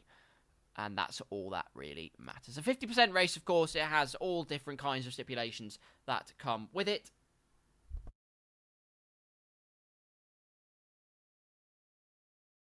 Of course, the same drivers we had before, although I believe we have lost one. I believe Slashhanger is not joining us for race number 2. Which makes me very sad. But here we are then. 16 of our drivers. Readying up. Preparing themselves. In the psyche. For the US Grand Prix. Short qualifying. 20 laps. Unless they meant to do a 50% race. But I don't blame them if they don't. Because I'm getting casseroled. Just sitting here. Why did I say anything? I might be going to hell. I apologise, everyone. But anyway, here we are for 8 more laps of the Texas Grand Prix. We have 8 more laps of racing. How fun is that? That's great news. We get even more side-by-side racing and whatnot. Qualifying session. What can we expect from this qualifying session? Well, perhaps Thanasi getting pole position again. Who knows? Unless he starts down the back. But that's just me throwing just planting a seed, throwing a little curveball into the air, which I imagine will come crashing back down to earth, hit me in the testes, and then I'll be very sad. Multiplayer event, race distance, sprint or endurance, the choice is yours. Well, they don't do endurance racing in Formula 1, I'm afraid to say, so that's very wrong. If you don't watch endurance racing, though, I'd say you should. It's actually very interesting this year. Toyota aren't absolutely steamrolling everyone for once. Ferrari won Le Mans. It's the only thing they've won all year. Okay, that's probably a bit far. But you know what? Ferrari did a great job at Le Mans. And it's good to see them back at the forefront. And not just Toyota stomping on the entire world. Which we'd become accustomed to. Speaking of stomping on the entire world, Red Bull in real life are doing that. The Monza curse didn't apply to Max Verstappen. But then I don't think curses apply anyway. It's just a nice little narrative for the media. But if it creates a story, it gets people talking, then it's what they will do. We load into qualifying then. For 18 minutes of fast-paced action. 16 of the cream of the crop who have been hit with not pesticides, because that's very mean and gross and they probably wouldn't like that. But the point is they have been nurtured to perfection as we head into the Circuit of the Americas qualifying session. Who will claim pole position? Sir Forrest says, Forza Ferrari. Hell to the yes. Absolutely. Maybe in the Blackout Racing League, Ferrari can bring along even more magic than they brought on from Qatar. They finished 2nd and 3rd at the last race. which in the Blackout Racing League yields even more points than real life because the points distribution goes from 1st all the way down to 15th place. First to hit the road then. It's not Jack, it's Dirk. Here he is in the Aston Martin, the lone Aston Martin for this weekend, as Timalele is unable to join us. One of the few that can hold the sword to Thanasi in that Mercedes car. When they do battle, at times it's been frosty. At times it's been fraught with peril. A lot of the time recently it has come to blows, but you know what? When they do race side by side and when they do keep it clean, it's a lovely occasion. But let's see who can take the mantle here in the US of A. Hopefully Stark does not miss time a toilet break in this one, because Kota does not take any prisoners. Just like any other Formula 1 track, really. So, yeah, moving on. Let's see what we can... Let's actually talk about Circuit of the Americas, of course. Unlike Qatar, which we saw, which had primarily medium to high-speed corners. This, of course, has a bit more variation. A few low-speed corners in its midst. And a few variations of racing line that could potentially get the drivers some time, or maybe even lose them some time, depending on how they take corners. I will be the judge of that, depending on what I see. This last section, which Dirk is cascading down through right now, easy, so easy to get track limits wrong on, but hopefully none of our drivers do that today. Qatar had loads of track limits. My brother called it the Invalid Grand Prix. Sorry, the Invalid Lap Grand Prix. Hopefully this is not the same case at the US of A. DRS wide open, the symphony of F1 engines roars around the Circuit of the Americas as Dirk begins his lap for the Aston Martin team. Late as you dare, pinch it into turn 1 and then down the hill through turn 2. And then this Maggots and Beckett's-like complex. Try not to cut it too much. You can take those sausage curves a little bit, but not too much. It unsettles the car if you do. You can miss the apex at the left. That is okay. A purple sector one because, well, he's the only one that's done so don't feel too special just yet. But who knows? It could well continue to spiral in his favour as we head down to the hairpin. Brake as late as you dare. Pinch it through. Do you use the exit curb or do you keep it on the tarmac? The incident in this case is keep it on the tarmac, and I respect him for that. On board with him as he roars down the main straight. The back straight. The DRS wide open, the longest one on the track. Brake as late as you dare, about 100 metres. Pinch the car into the apex. You can afford to cut it a little bit more if you want to, just to gain that time. A purple sector 2, a bit of understeer into the right-hander, but keeps it all together. Through this corner, keeps so much speed, carry it through, but then just get the car in on that second apex, hope it sticks, and then launch it through these final few corners as there's a car waiting there, but well off the track. The Mercedes keeps well out of the way. Through this corner, hopefully not exceeding the track limits, and he doesn't, which is great news for him. That is one barrel of confidence and one little box that has been ticked for the Aston Martin man. It's a 1 minute 33.6 as Buck 57 behind starts his first lap of the session. Now the lone Alfa Romeo car. I didn't call it an Aston Martin. I am learning. Down towards the start-finish line. DRS open. It's 1 minute 35.2 for Big Sam. Meanwhile, across the line comes Buck 20. A bit of a slide, a little bit of a jiggy on the rear end as he opens up the DRS and begins his first lap of qualifying. Let's see who else is on laps then. Is J Lane on a lap? Well, probably. I believe Daniel ahead is. DRS wide open across the line. It's P2 so far. Nice little start to the session there for the Williams driver. Let's see if his teammate can do the same. There's a Ferrari crossing the line up ahead of Captain Wilco. Across the line he goes, still P2. 2 tenths, roughly. 1.5 tenths, actually, off Dirk and the Aston Martin. Across the line goes J Lane, and it is slowest so far with a 1 minute 35.3, but not too far off the pack he is chasing up ahead. Maximus, can he maximise his qualifying session? Well, let's hope Slam doesn't slam on the anchors as he crosses the line and goes P3 for AlphaTauri. Can the other AlphaTauri man spring a surprise? Well, let's find out. Has Maximus used every single inch of track, left no stone unturned? That's the question. The answer is, well, yes, he probably didn't. But it's P4 at the moment. AlphaTauri 3 and 4 so far. Red Bull across the line, 1 minute 36.1. Magico goes P6, quickly demoted as Milo goes P3. Dirk seems to have found his rhythm round this track, goodness me. Immediately stamping his authority on the rest of the field. Thanasi, though, still yet to come out of the pit lane, as are a bunch of other drivers. So who knows what the case is. Buck 20, here he is. Unfortunately, his lap is invalidated, so into the pits he goes. Vulcan's lap is also invalidated, so into the pits he will go, probably. Unless he starts another lap, which is also entirely possible. And he is. Buck 57 comes into the pits. Fair enough. Who else hasn't set a lap yet? Also, there are 5 drivers still yet to set lap times in this session. Magico keeping well out of the way of drivers setting lap times. Red Bull currently 10th and 11th, with Space Ghost and King Didi leading the charge. Unfortunately, that charge is feeling a little bit more like a slight flick from the Bulls. They're going to have to sharpen their horns and their skills if they are looking to really promote themselves up the order.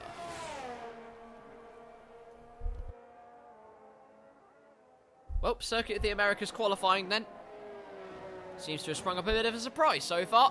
Dirt currently in P1, not that it's surprising. Stark says, oh crap, I should set a lap. He's a poet and he didn't know it. My goodness. Bars like that, Eminem is quaking, let me tell you. But soon out of the pits will come Stark and the others. Buck 57. Actually, no, it's Thanasi. Thanasi does finally pull the trigger and come out of the pits. Here he is, the Mercedes man, stalking his prey out on track. Like I was saying, though, so far in this qualifying session, Dirk and the Aston Martin leading the lineup, emulating his teammate, who's currently not here, so it still is his teammate, but he's just not here. Timalele, who would otherwise be well and truly in the hunt. But here comes Thanasi. The man that has set so many pole positions before. Vulcan, meanwhile, goes up to P8. Nifty little lap there from the Alpine driver. Fantastic stuff. The French connection working very well indeed. Which is something I don't really say very often, but in this particular instance, it's doing a great job indeed.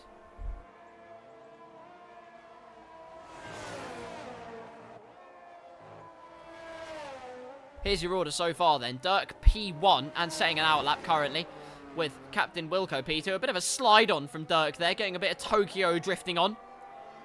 Of course, if you remember back to Singapore, which I won't talk about because I have PTSD for the rest of my life now.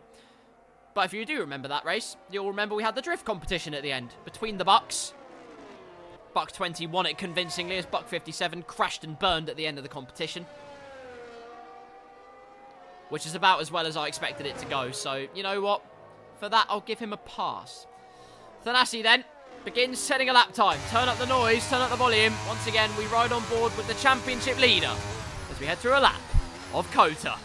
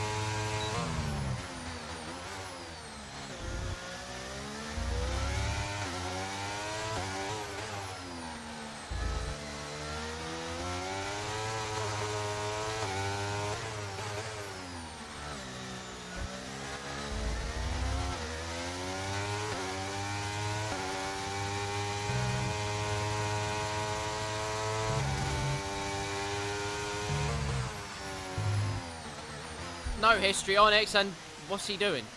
What's he... Oh no, it's a gearbox problem. Oh no. Thanasi with a gearbox problem at the end of his lap, and I don't believe it. Buck 57 goes to P8 currently. Slam, or Maximus, or someone, I think it was Buck 20 who's now up into P3. Great news for him.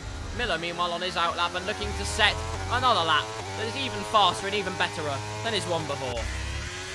Let's see what Stark and Co can do. The answer is Stark's invalidated his lap, so that's not gone well. Wilco hasn't invalidated his lap, meanwhile, and I have no idea what his times are looking like currently. but I'm sure they are very good indeed.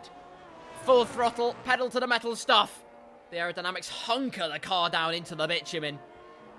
Sailing through the left-hander, try not to invalidate the track limits, just keeps it on the road, and then dives it into the pit lane, which is not what he would have wanted. Someone was waiting in at the pit lane, though. What on earth was going on there? King Didi's had an oopsie. He's had a little smooch with Barry R at the pit entry, which would have Christian Horner. Actually, I don't even want to know what Christian Horner would have done, but anyway. The point is, into the pit lane comes King Didi with a very stern word with Helmut Marko, which probably ends with 3 words, which is you and are and fired, knowing Helmut Marko. Anyway, Stark is now on a lap that isn't red. He's not painting the track red. He's actually setting the timing screens alight. Doja Cat, take notes. Through the hairpin we go. Does he hit the apex? No, he did not. But he could well be charging the battery up, and he could well be aborting this lap and then going into the pits. Tanasi, by the way, did a 1 minute 40.3. What on earth happened there? A shocker of a lap there from the championship leader. I don't believe it. What kind of script is being written? The answer is Millo's writing his own future and fate with a 1 minute 33.8. That right there was also poetry, and it's poetry in motion for McLaren. 2 and 4 currently in this qualifying session, with Mercedes 9th and 15th.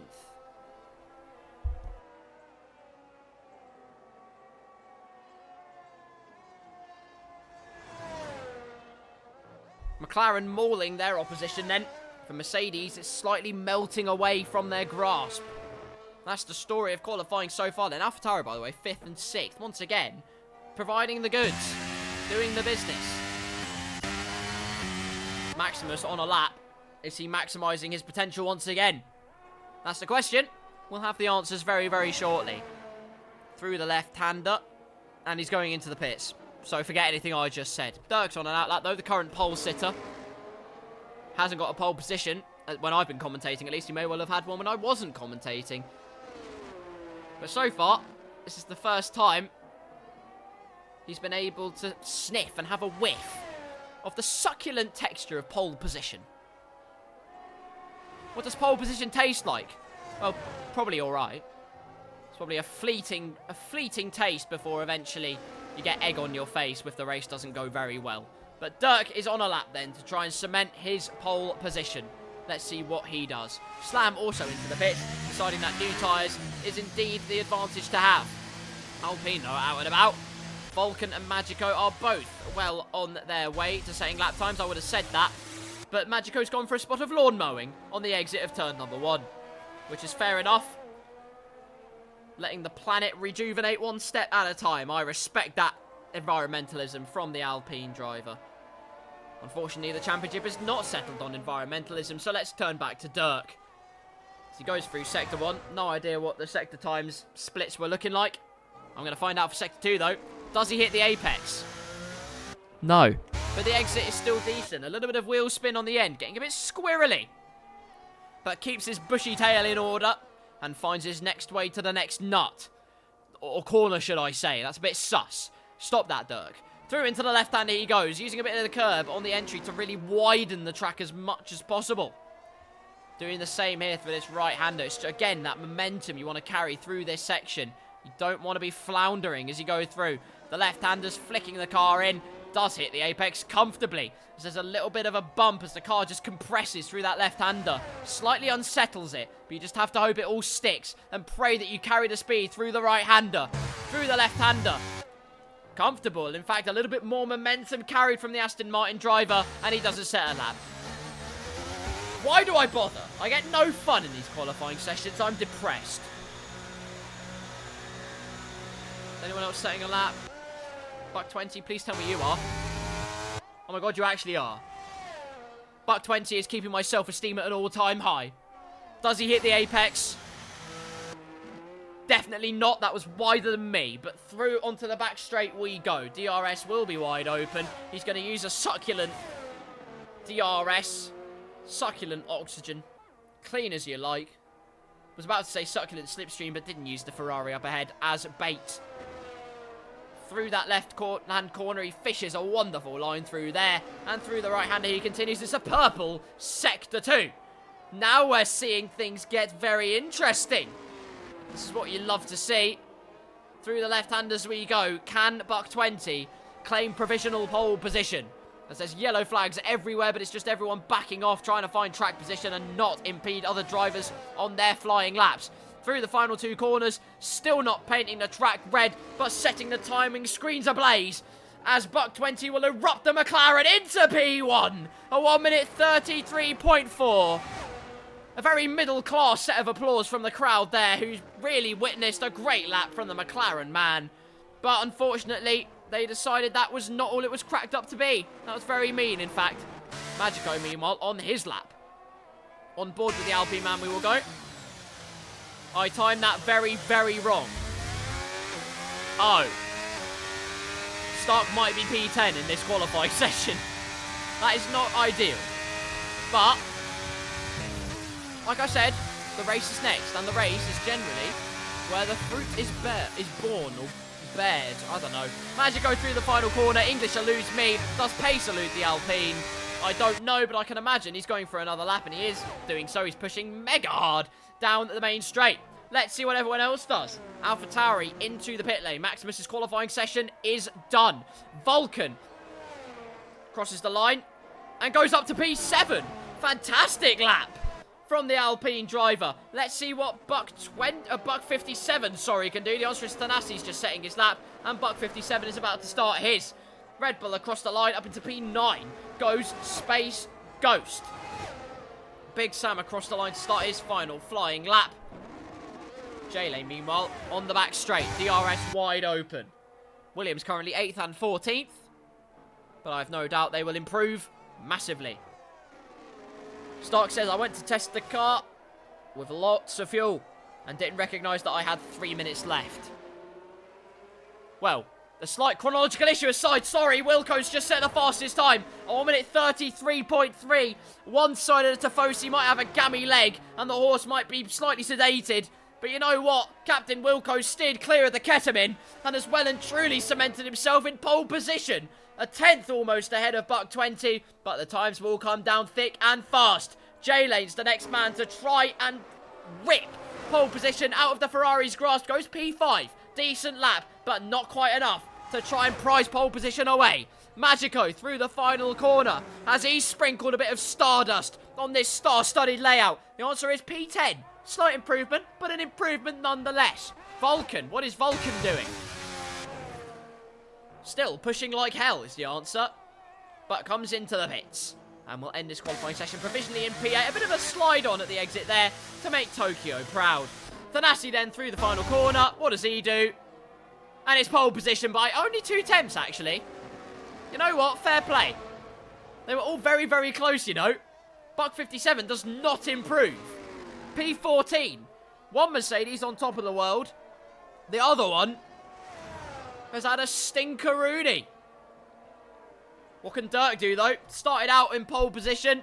Can he end it in pole position? No, he's spun. He's got egg on his face. He has been practically yoked. As across the line he went, pirouetting.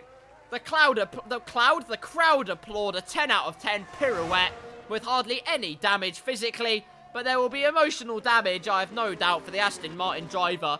But hats off to him. Finished P4 in that Aston Martin. Milo crosses the line, does the Fernando Alonso swingaroony, and bombards it into the wall. Hats off to Wilco for that lap. Oh, absolutely. Absolutely monumental lap from the Ferrari driver, giving the Tifosi a well-deserved boost. Thanasi takes pole yet again, but not by as much of an amount as one might have suspected. Wilco P2, Buck 20 P3, Dirk P4, possibly his best qualifying session of the entire season. He'll have to quote me on that. Milo in 5th, J-Lane in 6th, Maximus and Slam for AlphaTauri 7th and 8th. The Irish connection takes 7th to 9th as Vulcan rounds it off. Daniel Gilligan in P10, Space Ghost in 11th, with Magico P12, Stark in 13th, Buck 57 in 14th, with Big Sam and King Dede rounding off our grid lineup. Of course, with the way that the Buck 20, a buck... Why did I say buck 20? Well, either buck has said illegal Ferrari engine. Well, unfortunately, they have paid me a handsome sum to not comment on it. So I can't. Here we are then, waiting patiently in the pit lane. If the formation lap is on, we might well be staring at bitumen again. And that makes me very sad. Although I did win that staring contest, to be honest. You can't prove that, of course, because you can't see my face. But I won it, convincingly.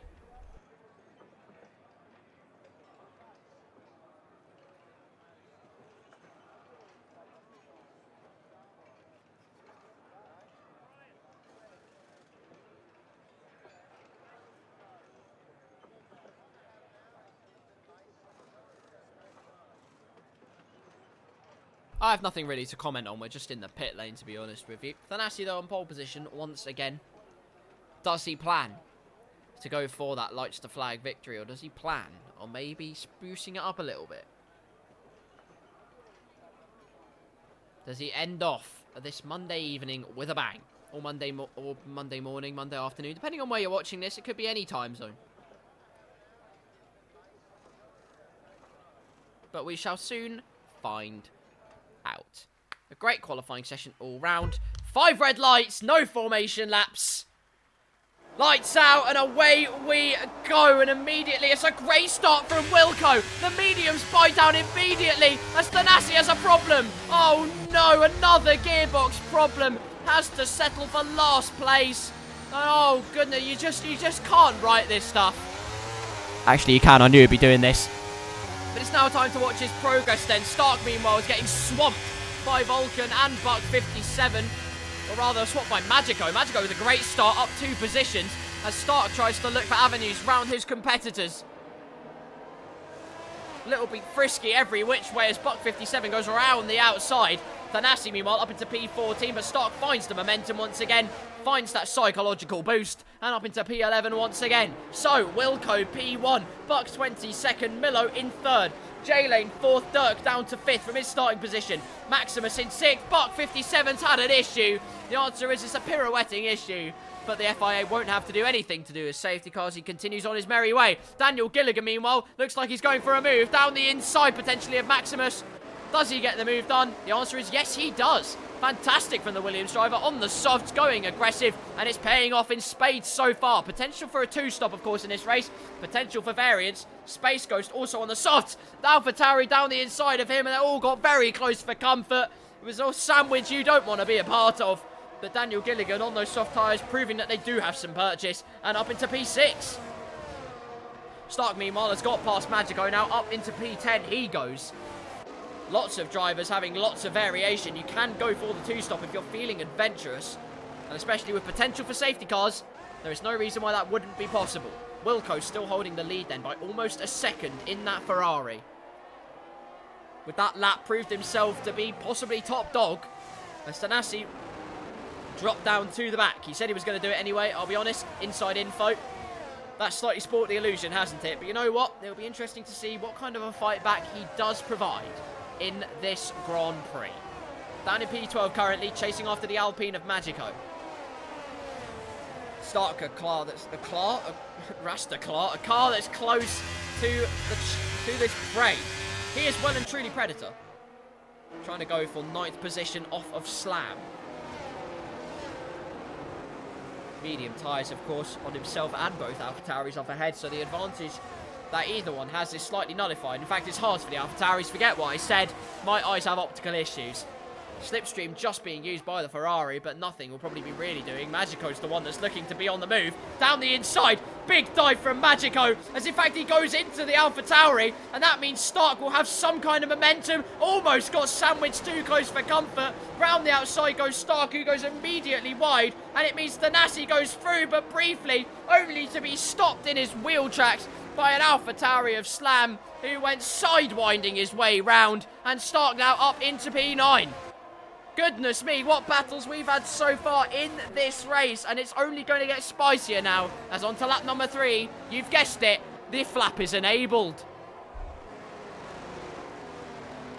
When you're within 1 second of the car ahead, you can open up your flap. and I say to you, stop. But equally, you do get a great boost in straight line speed. So, you know, game's the game, I guess. Daniel Gilligan then, beginning to pile the pressure on Dirk up ahead. Williams, of course, not the best of races last time out in Qatar. We'll be looking for a lot more. They are getting a lot more currently. 4th and 6th for the British outfit. Vulcan, meanwhile, has retired from the session. What on earth has happened? And it's a safety car. I have no idea what on earth happened. Seemed to retire as the rest of the field carried on their merry way. So perhaps he retired of his own accord, but in any case, it is an safety car on lap number 3 of the US Grand Prix. Well, that's safety car number 1. If that's anything to go by, we'll probably have 6, I'll be honest with you. You never know, though. Wilco, though, held the lead comfortably before that safety car, and intends to do so. We then have Buck 20 and Milo in the McLarens, who are desperately looking to extend, excuse me, their constructors' advantage even further. Jay Lane and Daniel Gilligan giving Williams a much-needed morale boost in 4th and 6th. Dirk holding down 5th. Space goes 7th. Maximus 8th. Stark now up to 9th. And Thanasi already up to 10th place.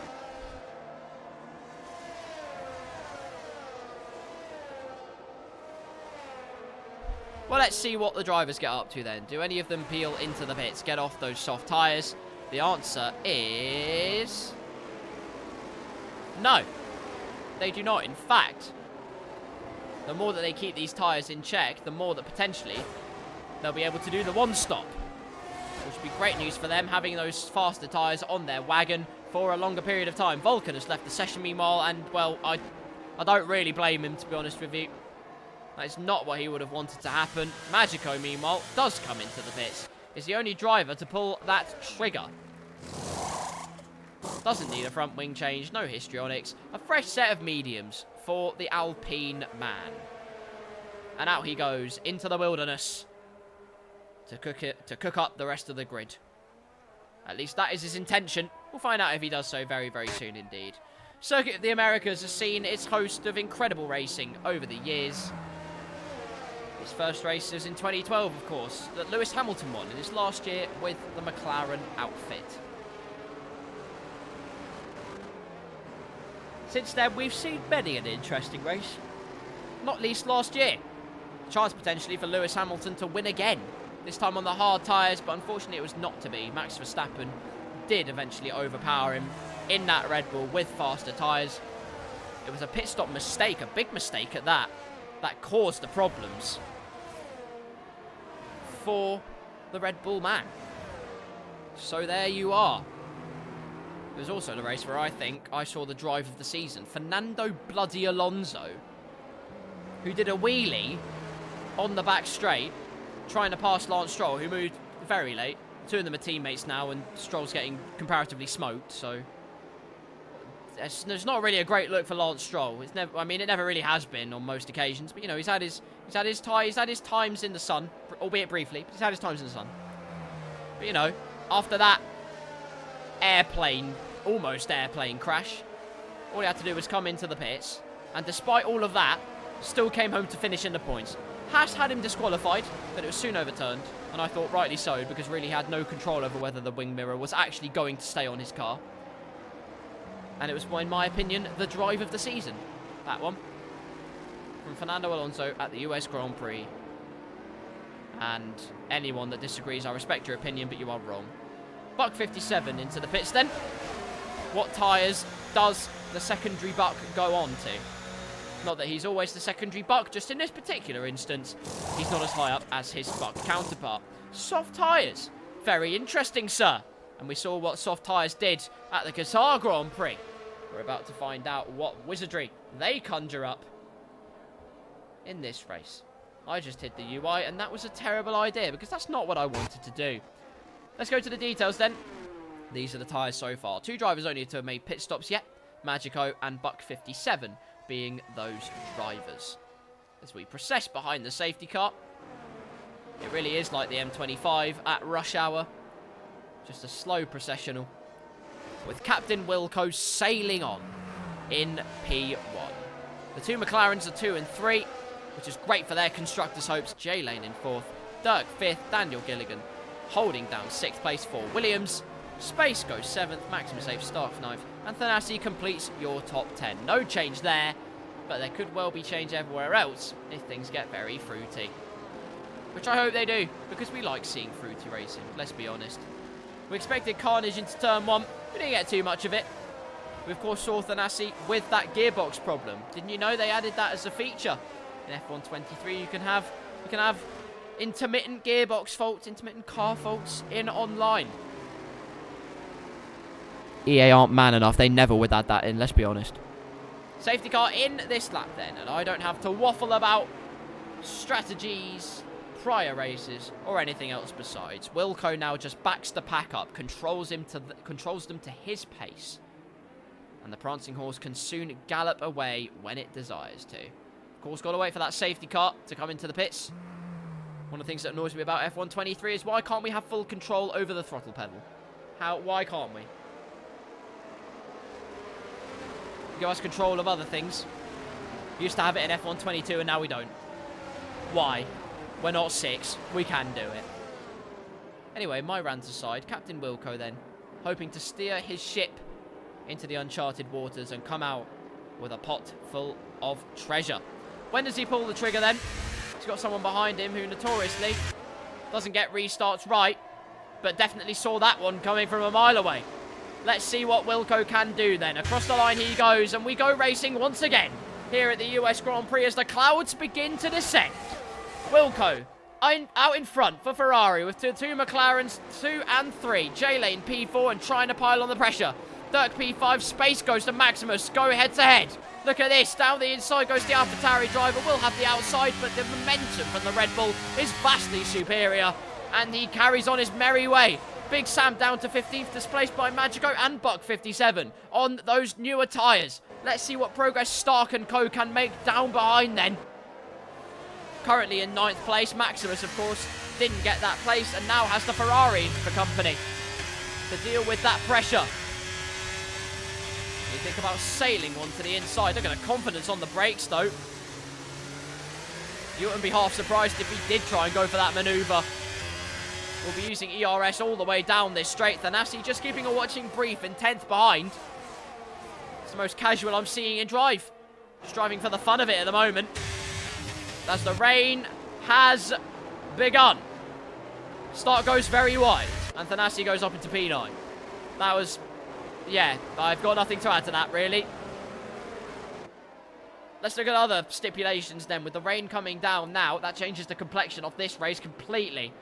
As the battle continues between Thanasi and Maximus, and Thanasi runs rings around the AlphaTauri driver. Fantastic little move. And so his progress will continue then. On board with the Mercedes man. Championship leader. Most definitely champion at the end of this one. If not already champion.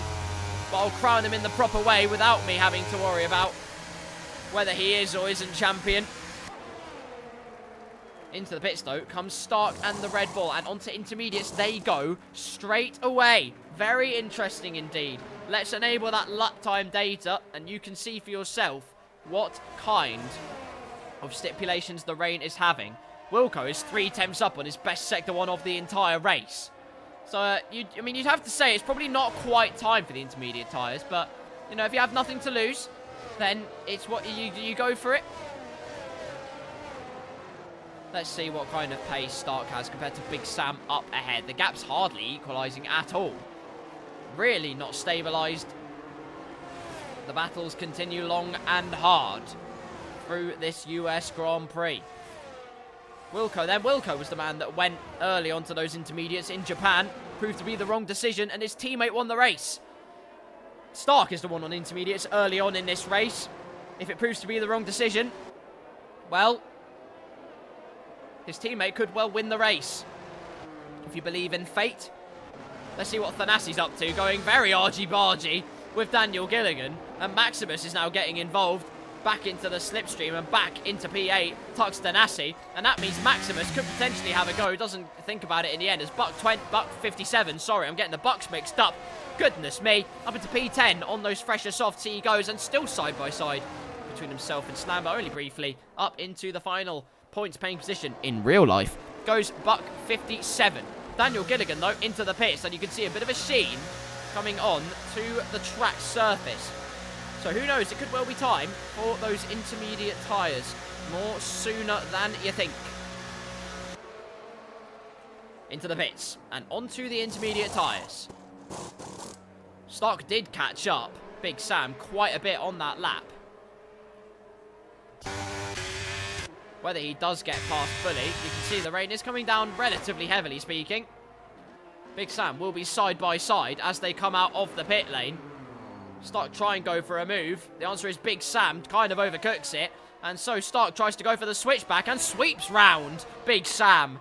Nifty little move there on those warmed up tyres, and on he goes. The quest continues for big points as Big Sam gets a 3-second time penalty for slicing up Qatar. Captain Wilco then, the gap now 2 seconds.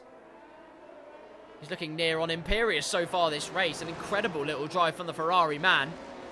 His teammates had so many plaudits this season. He's been waiting for his moment in the sun, albeit it's when the clouds have descended. But the sun is certainly shining favourably on him today. The question is now, when do they blink for those intermediate tyres? 5 drivers are on them, but you have to feel like it's not time for them yet. Daniel Gilligan not really making much progress or inroads into Slam and Co up ahead. Lots of battling going on. What on earth's happened there? Buck 57 goes very wide indeed as Maximus peels into the bits, as does Buck 20.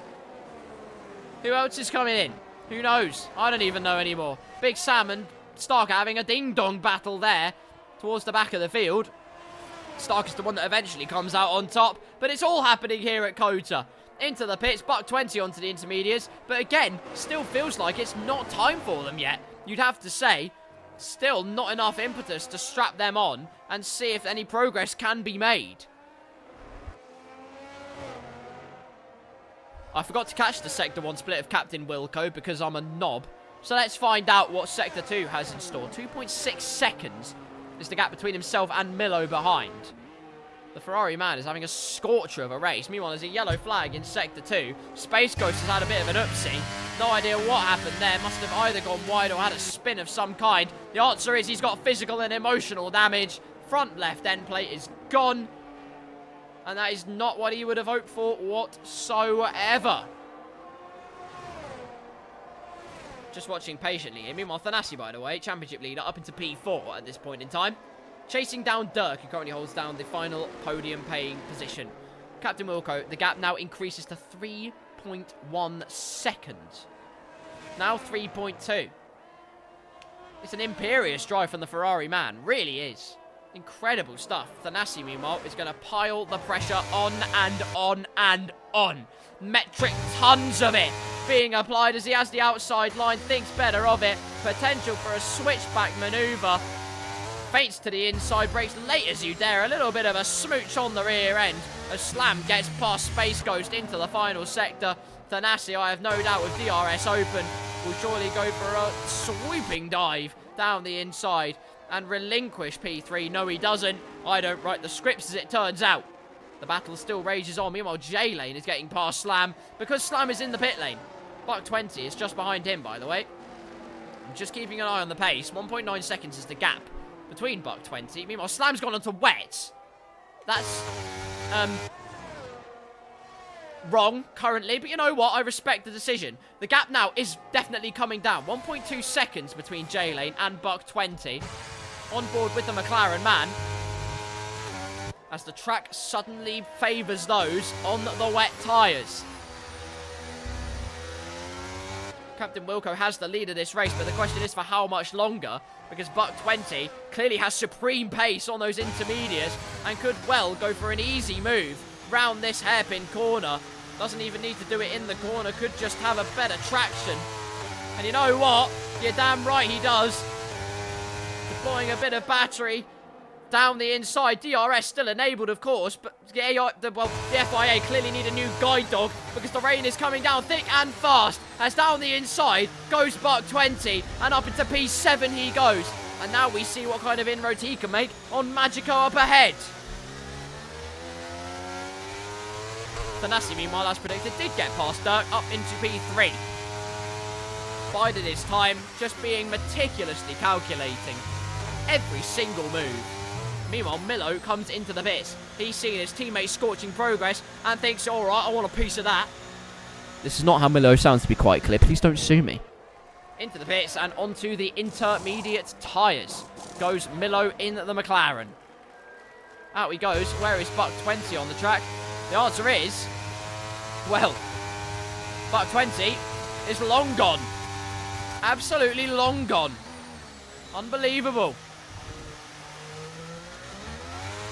Maximus, meanwhile, gets past a bunch of drivers. J-Lane into the pits. Daniel Gilligan now back up into P8. For Williams, Milo rejoins comfortably in P6, 3 seconds down on his teammate, which means his teammate, by the end of this lap, if Mr. Wilco doesn't do anything about it, could well have the lead of this race. And look at the way puddles are beginning to form on the middle of the surface. The sheen on the track is visible for all to see. It's like L'Oreal Paris shine, because it's worth it. And it's worth it going on to the intermediates right now, because you'd have to be bonkers to be staying out there on the dry tyres. Captain Wilco certainly piloting his hovercraft through these conditions. 6.6 seconds to gap between himself and Thanasi. And pretty much keeping him at bay. Very interestingly. Kudos to Wilco where it's due. Of course, Wilco will have the slightly fresher intermediate tyres. Buck 20, meanwhile, gains about a second on Magico this lap alone. Meanwhile, the wet tyres are not the way to go currently for Slam. He's finding himself driving a canal boat, more so than an F1 car, as through goes Buck 57, and very soon will come Space Ghost. The RS has been disabled because it's not open anymore. If you can't see that, I don't know what to tell you. Easy move down the inside, late braking, slight turn in from Slam, and did slam into the Red Bull a tiny bit. But Space Ghost slammed on the anchors later, and into P11 goes the Red Bull driver. Meanwhile, into the pits does come Captain Wilco. And this is the moment McLaren have been waiting for. Where does the Ferrari man come out in relation? To the end of the pit lane goes Wilco. There goes my voice. But through goes Buck 20 and Milo. Both McLarens take 1 and 2.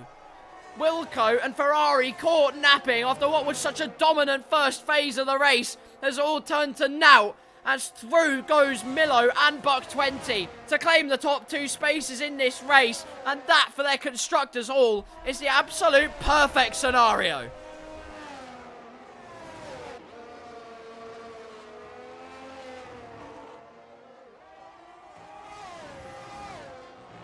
Let's see how Captain Wilco commandeers his car though. He's got captain in the name. You would suspect that he's pretty good at sailing through these conditions. But don't count this man out for 1 second. He's 5.5 seconds behind at the moment, but he's catching up rapidly to the cars ahead. Dropped down to last at the beginning of the race and is looking threatening already. Not even halfway through this USA Grand Prix, and peril at every twist and turn as Buck 20 has made some kind of mistake. What on earth's happened there? The answer is Milo is going for the move to take the lead of this race. And through goes Milo already. Terrific stuff. Brilliant wheel-to-wheel racing against the McLarens, and Milo takes that first place. How long can he command it for though? Zeus now, the gap is 4 seconds. What on earth? Was he piloting a catamaran? He's absolutely flying out there, wading through waters that no one has ever seen before. Wilco now all over the back of Buck 20. What on earth has happened to him? Has no pace, has dropped anchor completely, and Captain Wilco makes Skipper walk the plank as down the inside goes the Ferrari driver, and into P2 goes Captain Wilco. That didn't rhyme, but I said that anyway. Great stuff there, and the Ferrari man continues his quest for P1. What on earth is Thanasi's pace, by the way? There's a yellow flag in Sector 3. Something's happened with a Red Bull. Space Ghost has had a bit of an oopsie, doing a little bit of a burnout. Might well have been a spin into the pit wall. We're going to have to find out very soon if it's just emotional damage or physical damage. The answer is it's just emotional, and he keeps P11 in this race.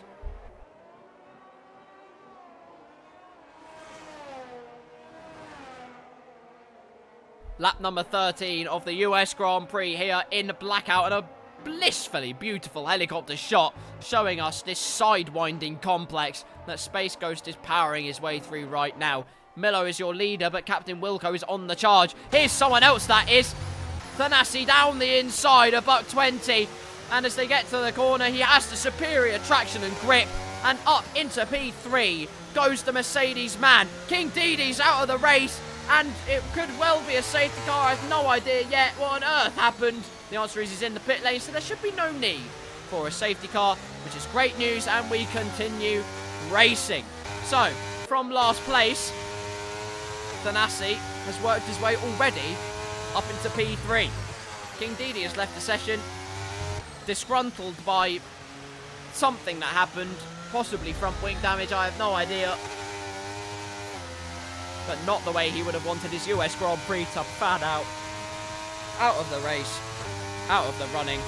Slam is almost out of the running, although the rain is getting heavier and heavier by the second. Although with the Fernando Alonso technique, with those wet tyres on, probably isn't the right time. Buck 20 though, fortune favours the bold. He's being very bold again. Although Slam apparently clearly showing that wet tyres are not the way to go yet. Although I'm watching, like an eagle, that timing screen very, very carefully. Buck 20 trying to favour. Hope that fortune favours the brave once again. Going very wide out of turn 1 though is probably not what he had in his consensus. So let's go back to the front of the race. Captain Wilco's right on the back of Milo once again. 1 lap fresher intermediates. Seemingly has the confidence. The top 3 now separated by less than a second. Because Thanasi's come to join the party.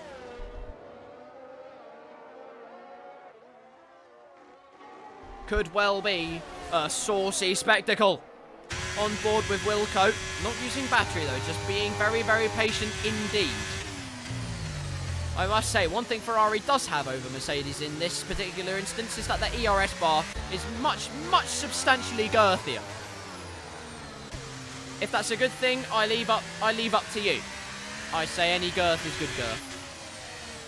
And I wish I'd stopped talking. Magico makes up a place, though, round the outside of Maximus. He's trying to go. Fantastic wheel-to-wheel racing. A little bit of argy-bargy, potentially. But nothing that won't deter Magico from getting up into P6. Briefly, as he goes for a bit of Tokyo drifting on the exit space. But gets it all together again. And carries on his merry way. Here's Buck 20 then. Were the wet tyres an inspired decision? As he goes through the left-hander. Bit of a slide on as he goes out the exit. And I'm tempted to say the answer is no. How's his Buck counterpart doing so far is the real question. Piling on mountains worth of pressure against Maximus. Thought about trying to go into the pits. Does go into the pits. Actually backs off. And Buck 57 has a comfortable run to P7. Meanwhile, another Red Bull going slowly. Space Ghost again with another oopsie, and it's emotional damage again. Red Bull are having an absolute riot for last positions. It's not the way they would have hoped it would have gone. But Big Sam being bowled up ahead, going onto those wet tyres. It's not completely out of the question for any of these drivers in this race so far. Don't write anyone off. Slam on those wet tyres might be 13.6 seconds behind. But, crucially, and there is a but, it seems like the track getting wetter and wetter all the time, which could play into his hands very nicely indeed. Meanwhile, Thanasi has got past Wilco for P2. Sets his sights on P1. Has Milo firmly in his crosshairs. He's had everyone in his crosshairs this race, and he's dispatched them one by one. He's been ruthless this race. Scything through the opposition. Going for that narrower line through the right-handers to try and get the car straightened out quicker. Just to get the traction down earlier. It's the decisions like this that make driving in the wet such a mission. They don't portray it the most realistically you can imagine in this game. But where in some areas they get it wrong, in other areas they get it very, very right. In this case, though, at Qatar, the alternative lines are really doing the work, which is great news. Something, meanwhile, has happened to Stark. He's going for a little burnout practice. Gets a solid 7 out of 10 from me. I was going to say beautiful skid marks, but that's probably really rude. So let's go back to Thanasi. 6.5 tenths now. The gap between himself and Milo up ahead. The last to first challenge in the Blackout Racing League. The challenge that Jarno Otmit, Mercedes esports driver, is very, very familiar with, knows all too well. Bunch of drivers that came into the pits, I must say, have gone on to intermediates again. So actually, the wet tyre's not all that's cracked up to be, despite it absolutely tanking it down. It's raining cats and dogs and all other animals besides here in Qatar. Will it rain on Thanassi's parade, though? Looks briefly to the inside. Milo misses the apex a tiny bit, but squares off his line sooner. Gets on the power. Thanassi, though, I have no doubt, will be deploying that battery to get in the slipstream. Use that slipstream. Hog it. Hold on to it. He's on it like a car bonnet and braking as late as you dare. Thanassi, last to first, is already done on lap number 16 of the US Grand Prix. A superlative drive so far. Yes, we have 12 laps to go. But at this stanza of the race, you have to admit, what a sublime effort from the Mercedes driver, albeit slightly wider that particular corner.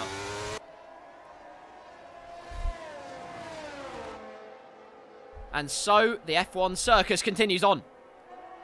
Buck 20 is right behind his Buck counterpart. Let's see what his traction is like. Is it any faster than Buck 57?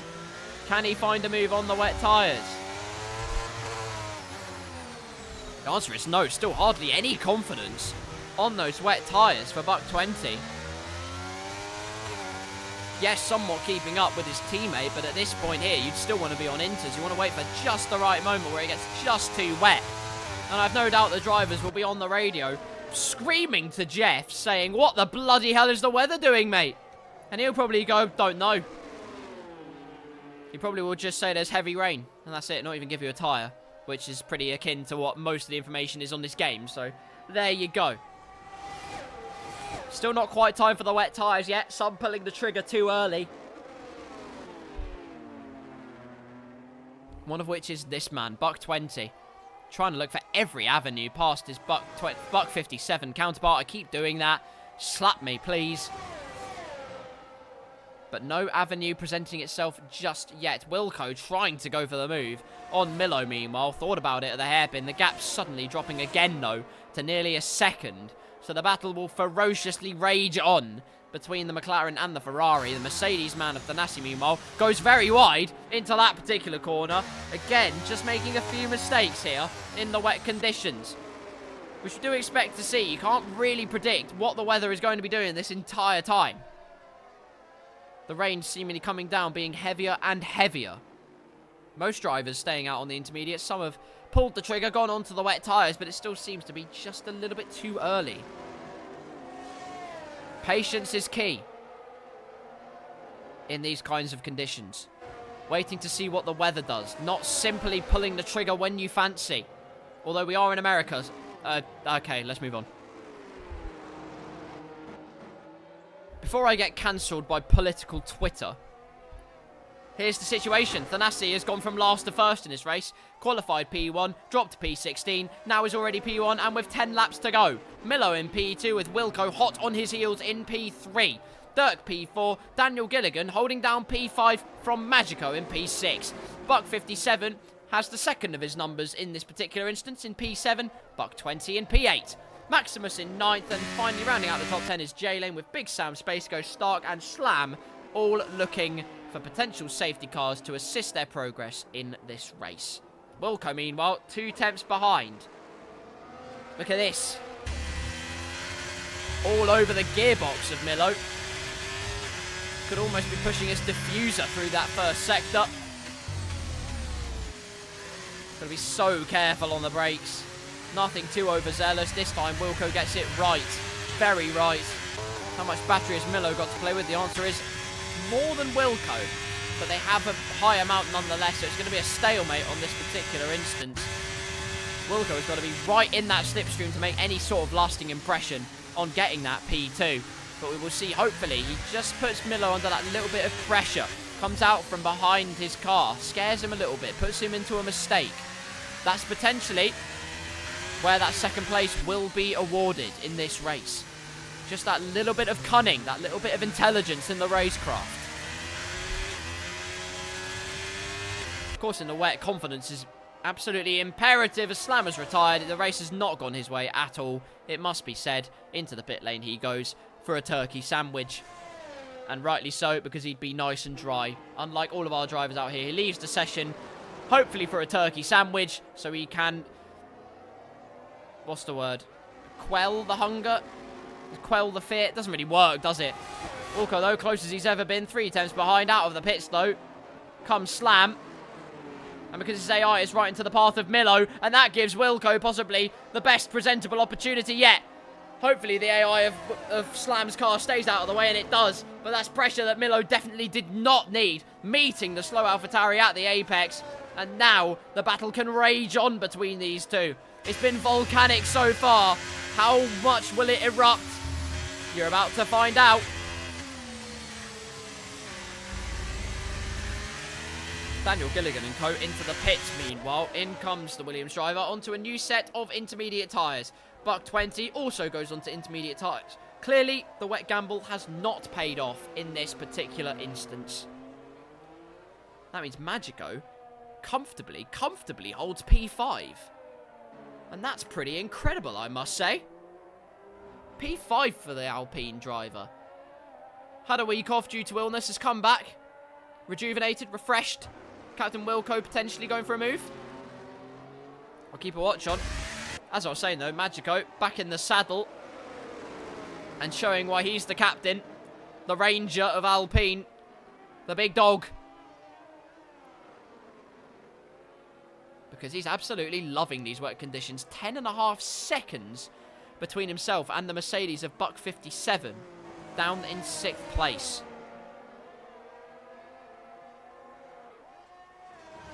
Just over 9 tours to go then of the US Grand Prix. Thanasi your leader by 5.5 seconds, but behind him there are battles raging on everywhere as a little cheeky burnout from Thanasi presents itself on our screens. Milo in P2, but Wilco has been piling pressure on lap after lap after lap, but no doorway, no gateway has opened up for the Ferrari driver as of yet. He might have to carve out his own one if he's to claim P2. Dirk in P4 and actually catching these two considerably. Probably because of the AlphaTauri on the last lap, but we'll see how that gap unfolds. His wet weather stint has actually been pretty incredible so far. Magico P5 and holding it down beautifully. 12.1 seconds separates him and Buck 57. Daniel Gilligan in P7. Buck 57 meanwhile comes into the pits. So that will promote Daniel Gilligan. It will promote Buck 20 most definitely up into P7. McLaren, of course, remember the constructors fight not settled yet. Plenty still to be awarded here. Currently 2nd and now 7th place in this Grand Prix. J-Lane now up into P9, but coming into the pits. Finally, the final wet weather tyre driver has pulled the plug on what was otherwise an inspired strategic decision, other than the inspired bit, and the correct bit, and the strategic bit. Snap decisions can cost races, though, and it's shown itself very, very firmly in this particular instance. Milo's had a absolute corking lap, goodness me. 1.3 seconds between himself and Wilco. Perhaps mistakes creeping in from the Ferrari driver. You can apply as much pressure as you want, but if you make mistakes yourself, then you're just applying pressure to yourself instead. That's what a wise man said. Don't know who it was, but it's probably someone wise. Within a second now, goes Captain Wilco, infiltrating what is normally DRS range, but of course if you haven't changed your guide dog, you won't have realised that the rain is in fact way too heavy, and DRS will of course never be enabled in a million years. Maximus meanwhile looks set to be the next driver to be making moves. Within 0.3 of a second of the second Mercedes of Buck 57, we ride on board with the AlphaTauri driver. The lone AlphaTauri driver left in this race. Daniel Gilligan a 3-second time penalty for multiple warnings, which was not part of his script at all. Though he is making good time on Magico up ahead, so I'll watch how that unfolds as we get on through the rest of this race. Stark meanwhile gets past Space Ghost into this Sector 3 section. Fantastic little move, keeps it within the confines and up into P11 for the Ferrari man. Maximus on board with him once again. Buck 57 has got his ideas together. Or bucked his ideas up. through the last sector. And continues to propel himself forwards in P8. Daniel Gilligan, meanwhile, should I say, now 9 seconds and gaining fast on Majgar up ahead. New intermediate tyres, clearly seeming to be an inspired little decision.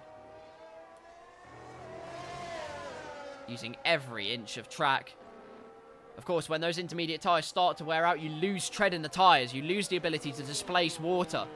And with that rain getting heavier and heavier, I mean, we saw it in Turkey. Wilco's got past. What on earth happened there? A snap dive into Sector 3. Contact made. Drama at every avenue. Wilco was past. Has to concede.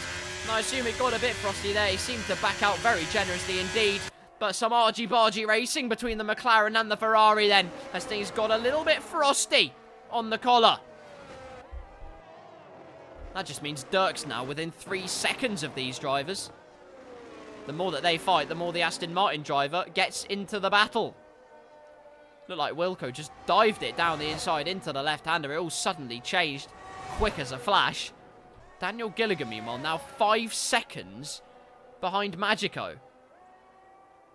Well, it looks like, as I was saying, though, in Turkey, in real life, Magico actually pits. New intermediates clearly are the way forwards, and he's decided it's time for pit row. As opposed to the other row which America has, which is not nearly as kind. Daniel Gilligan, though, 9.1 seconds off his best lap time of the race. 1 minute 47.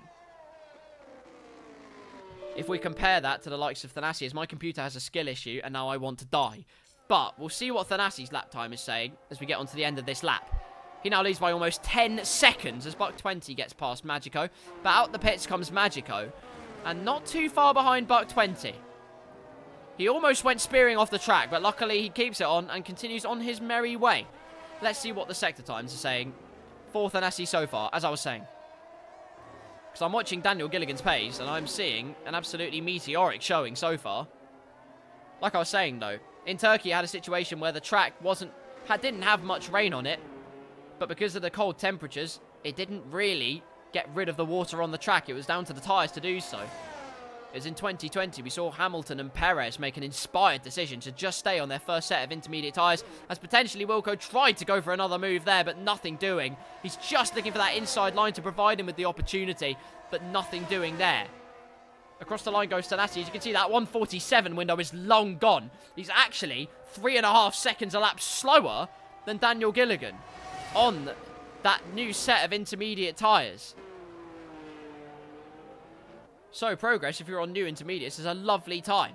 As I was saying, though, again, for like the 65th time, the water kept displacing itself and displacing itself. So much so, there's almost a dry line. But because of how cold it was, and how treacherous it was still, if you put slicks on, in that Turkish Grand Prix, go like a millimetre offline, and you're in a barrier, with egg on your face, and probably carbon fibre, which is not very cool. 148. He's 2.5 seconds quicker than Thanasi. You don't get to say that very often.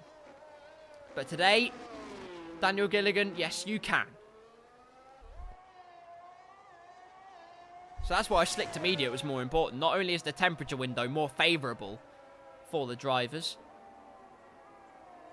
but the tread had worn off so much that actually it just acted like more of a dry tyre. Having that bigger surface area kept the tyres alive for something like 50 laps or something ridiculous like that.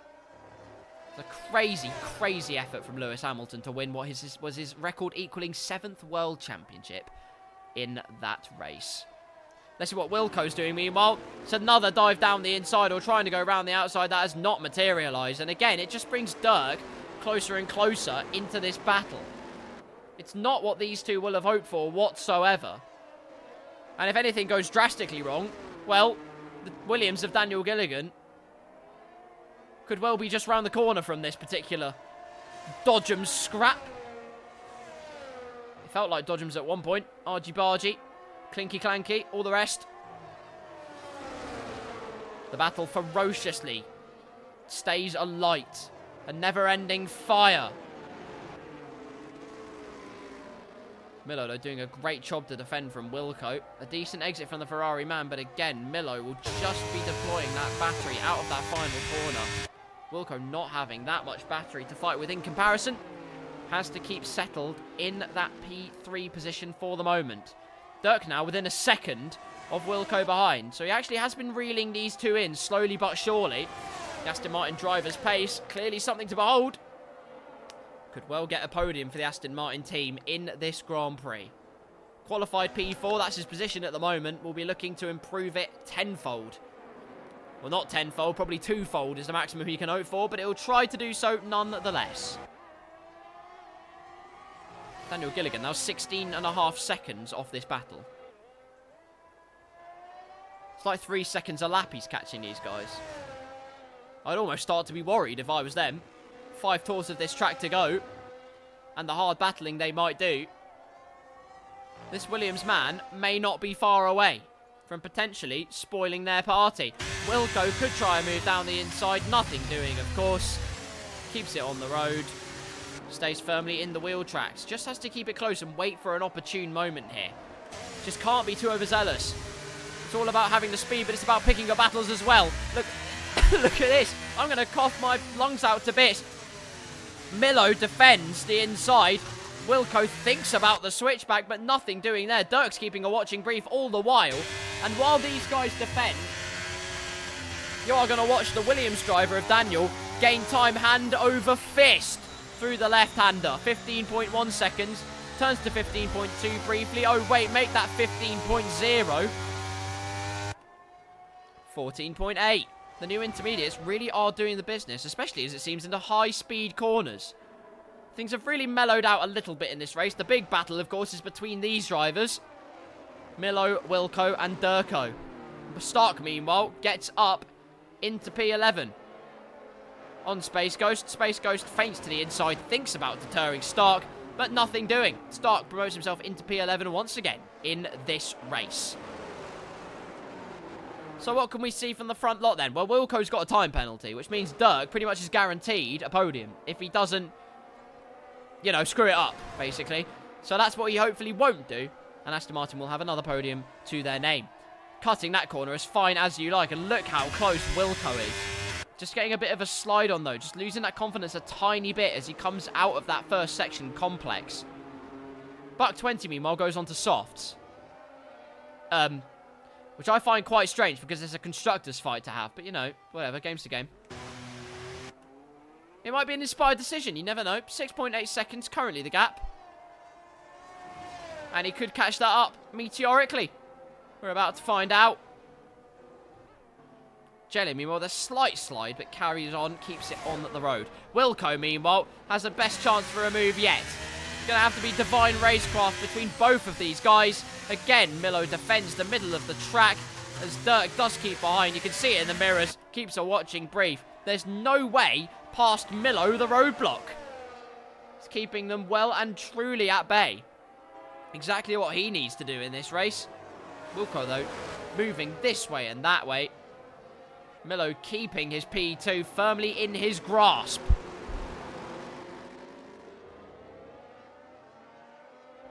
If only the weather out on the track was representative of the hydration my throat would hope to be getting. It's not the case currently, I'll tell you that much. Wilco finding every single possible avenue to try and get past Milo. The McLaren man defending for dear life as he tries to hold on to that second place podium position as Sanasi has extended the gap to 16.7 seconds. Absolutely imperious drive from the Mercedes man. Like I said, drop down to last, up to first. Superlatives can't even describe his drive in this race. The championship leader showing exactly why he is so. Because he's driving out of his skin and out of this galaxy. The battle, though, for P2 and P3 for that matter, is not over yet. Wilco, every single avenue being opened up.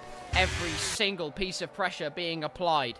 Every single newton of pressure slowly being etched onto the diffuser of Milo's car up ahead. But nothing is coming to fruition. No matter what Wilco tries, he's still staring at the rear wing and he goes wide again. And Dirk is closer than he's ever been, of course. You don't want to give him too much of an opportunity. Not close enough in this particular instance, and it's another opportunity where Wilco can't get on the back of Milo. It's just not worked out the way he would have hoped. Got pole position. made the call too late to go onto the intermediate tyres, and it cost him big time. Maybe not big time, of course, still provisionally in the podium position, but it could have been so much more for the Ferrari driver if he had that track position, which clearly in these wet conditions has been of absolute paramount importance.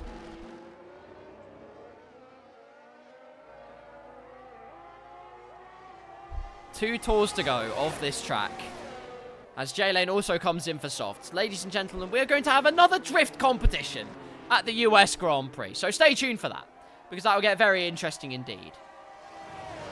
Buck 20 is only down to P9 though, and is actually keeping that gap at 2.9 seconds to Stark. So suddenly the soft tyres could be coming into that. They're not. They're not coming into their own. Stark's just gained 2 temps. Forget anything I just said. It looked promising at first, but unfortunately,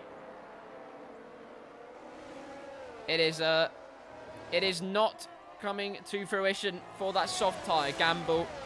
I cannot believe it. What looked to be an inspired decision, although the gap's only 2.5 seconds. Buck 20 is still somehow holding this on soft tyres.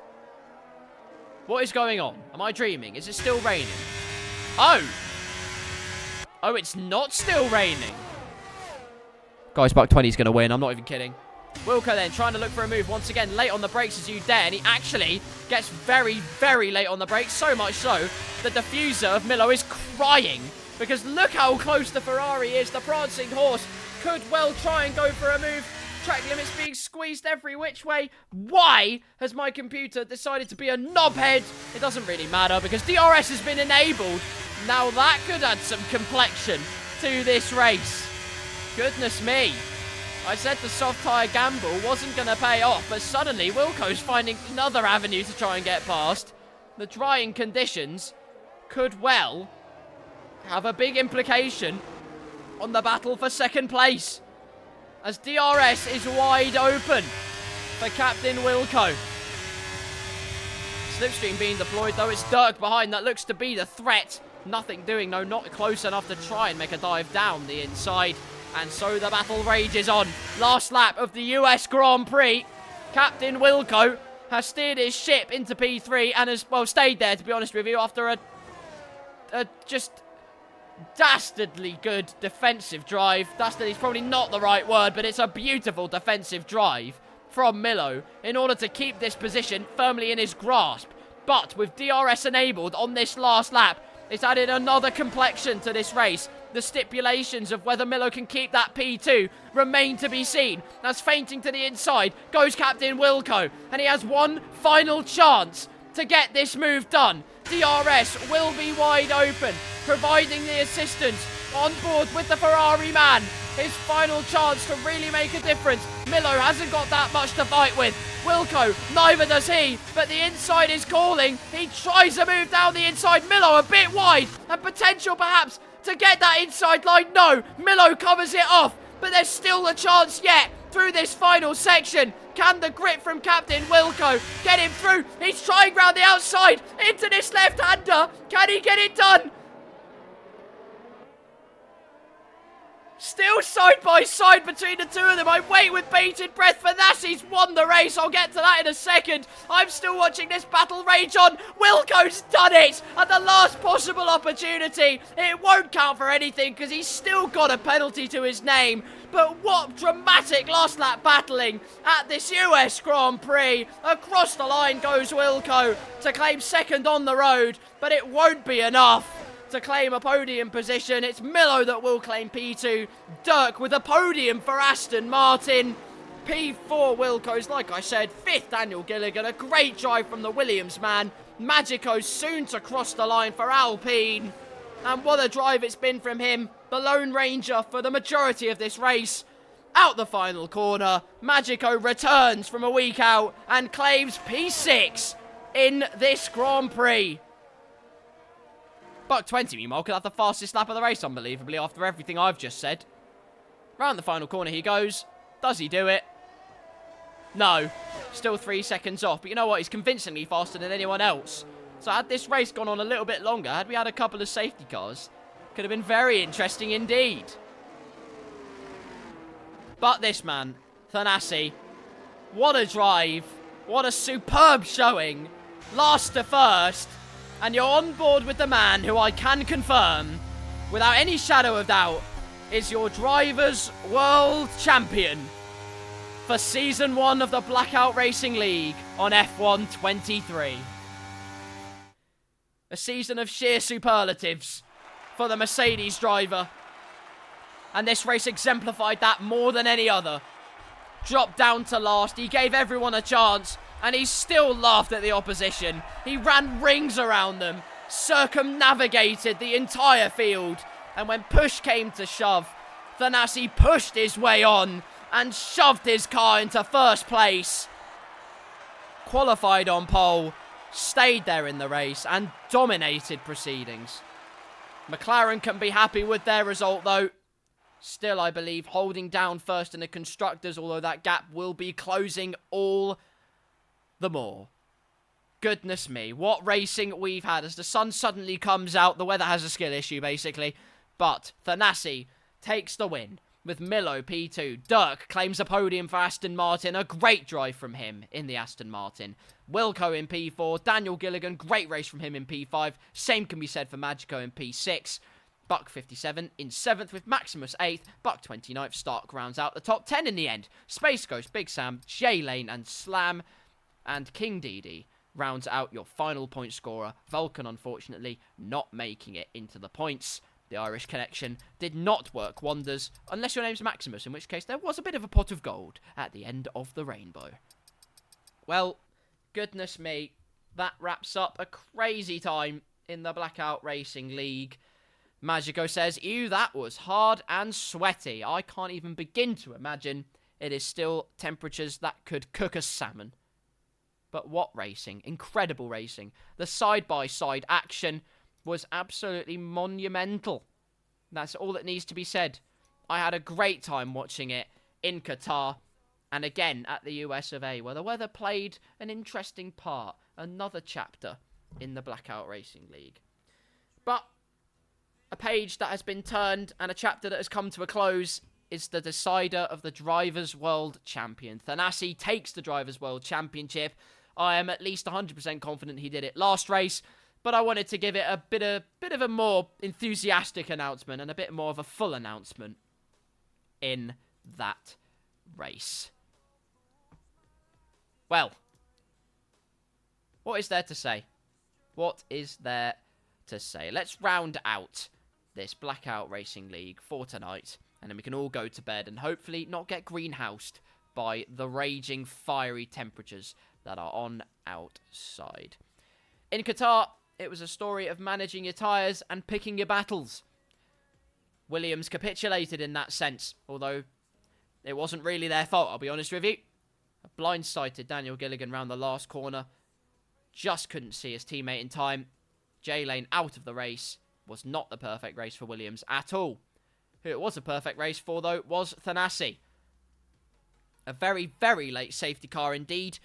Added a little bit of jeopardy, a little bit of zest was added. Just a bit of succulence to the race at the end. And Ferrari, oh Ferrari, made the most of it.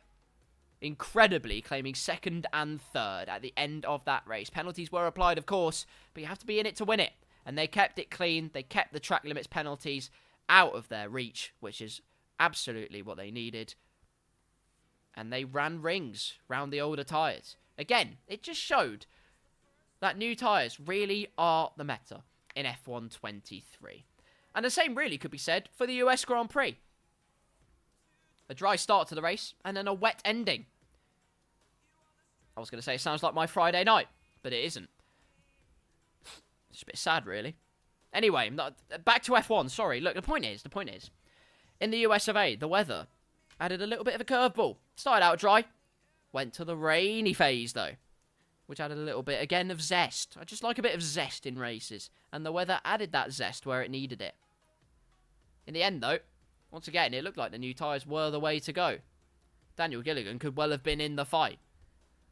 The massive scrap for P2. Thanasi, by the way, like, I've put this as a footnote as if it isn't important. My goodness, it is important. Firstly, already a championship winner, I'm at least 100% confident, but cemented his championship winning credentials. Dropped to last on lap number 1. and showed exactly why he's won it. In the right place, at the right time, at every single possible avenue. And really cemented himself as an absolutely superlative driver. And it was a superlative drive. So there you go. But the battle for P2 was quite something to see. I enjoyed every single second of it. Wilco, Milo, and Dirk going head to head at every single possible opportunity. It was a battle for the ages in the end, though, with a time penalty, while Wilco did get past, as my Windows decides to have a skill issue, just to ignore that. But the point is,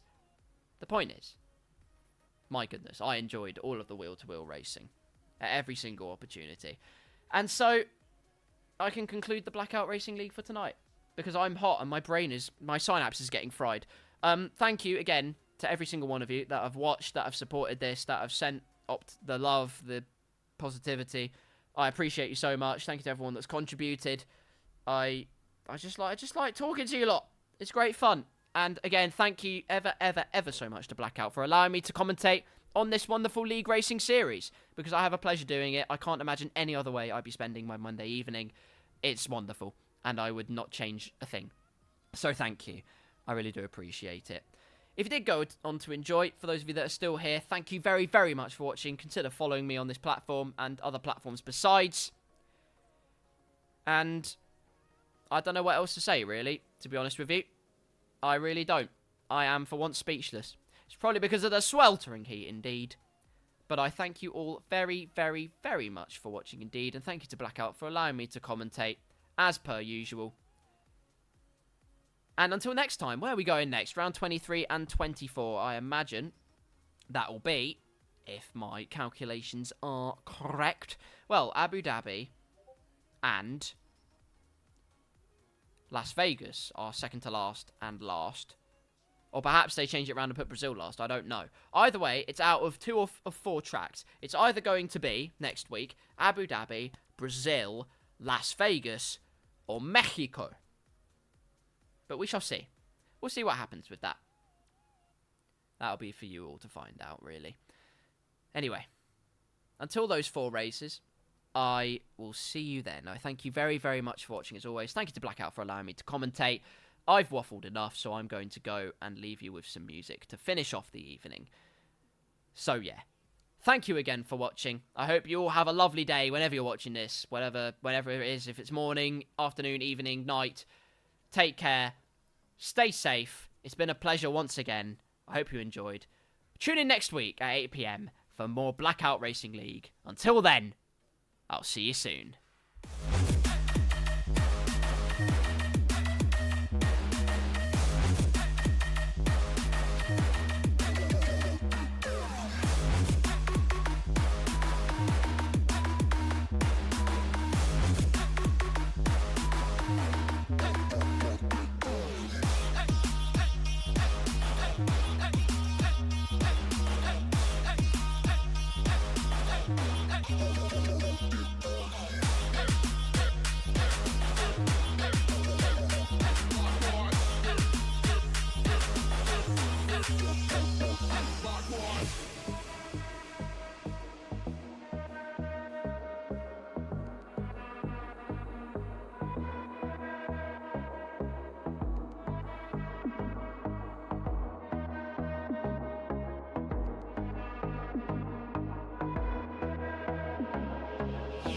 to take you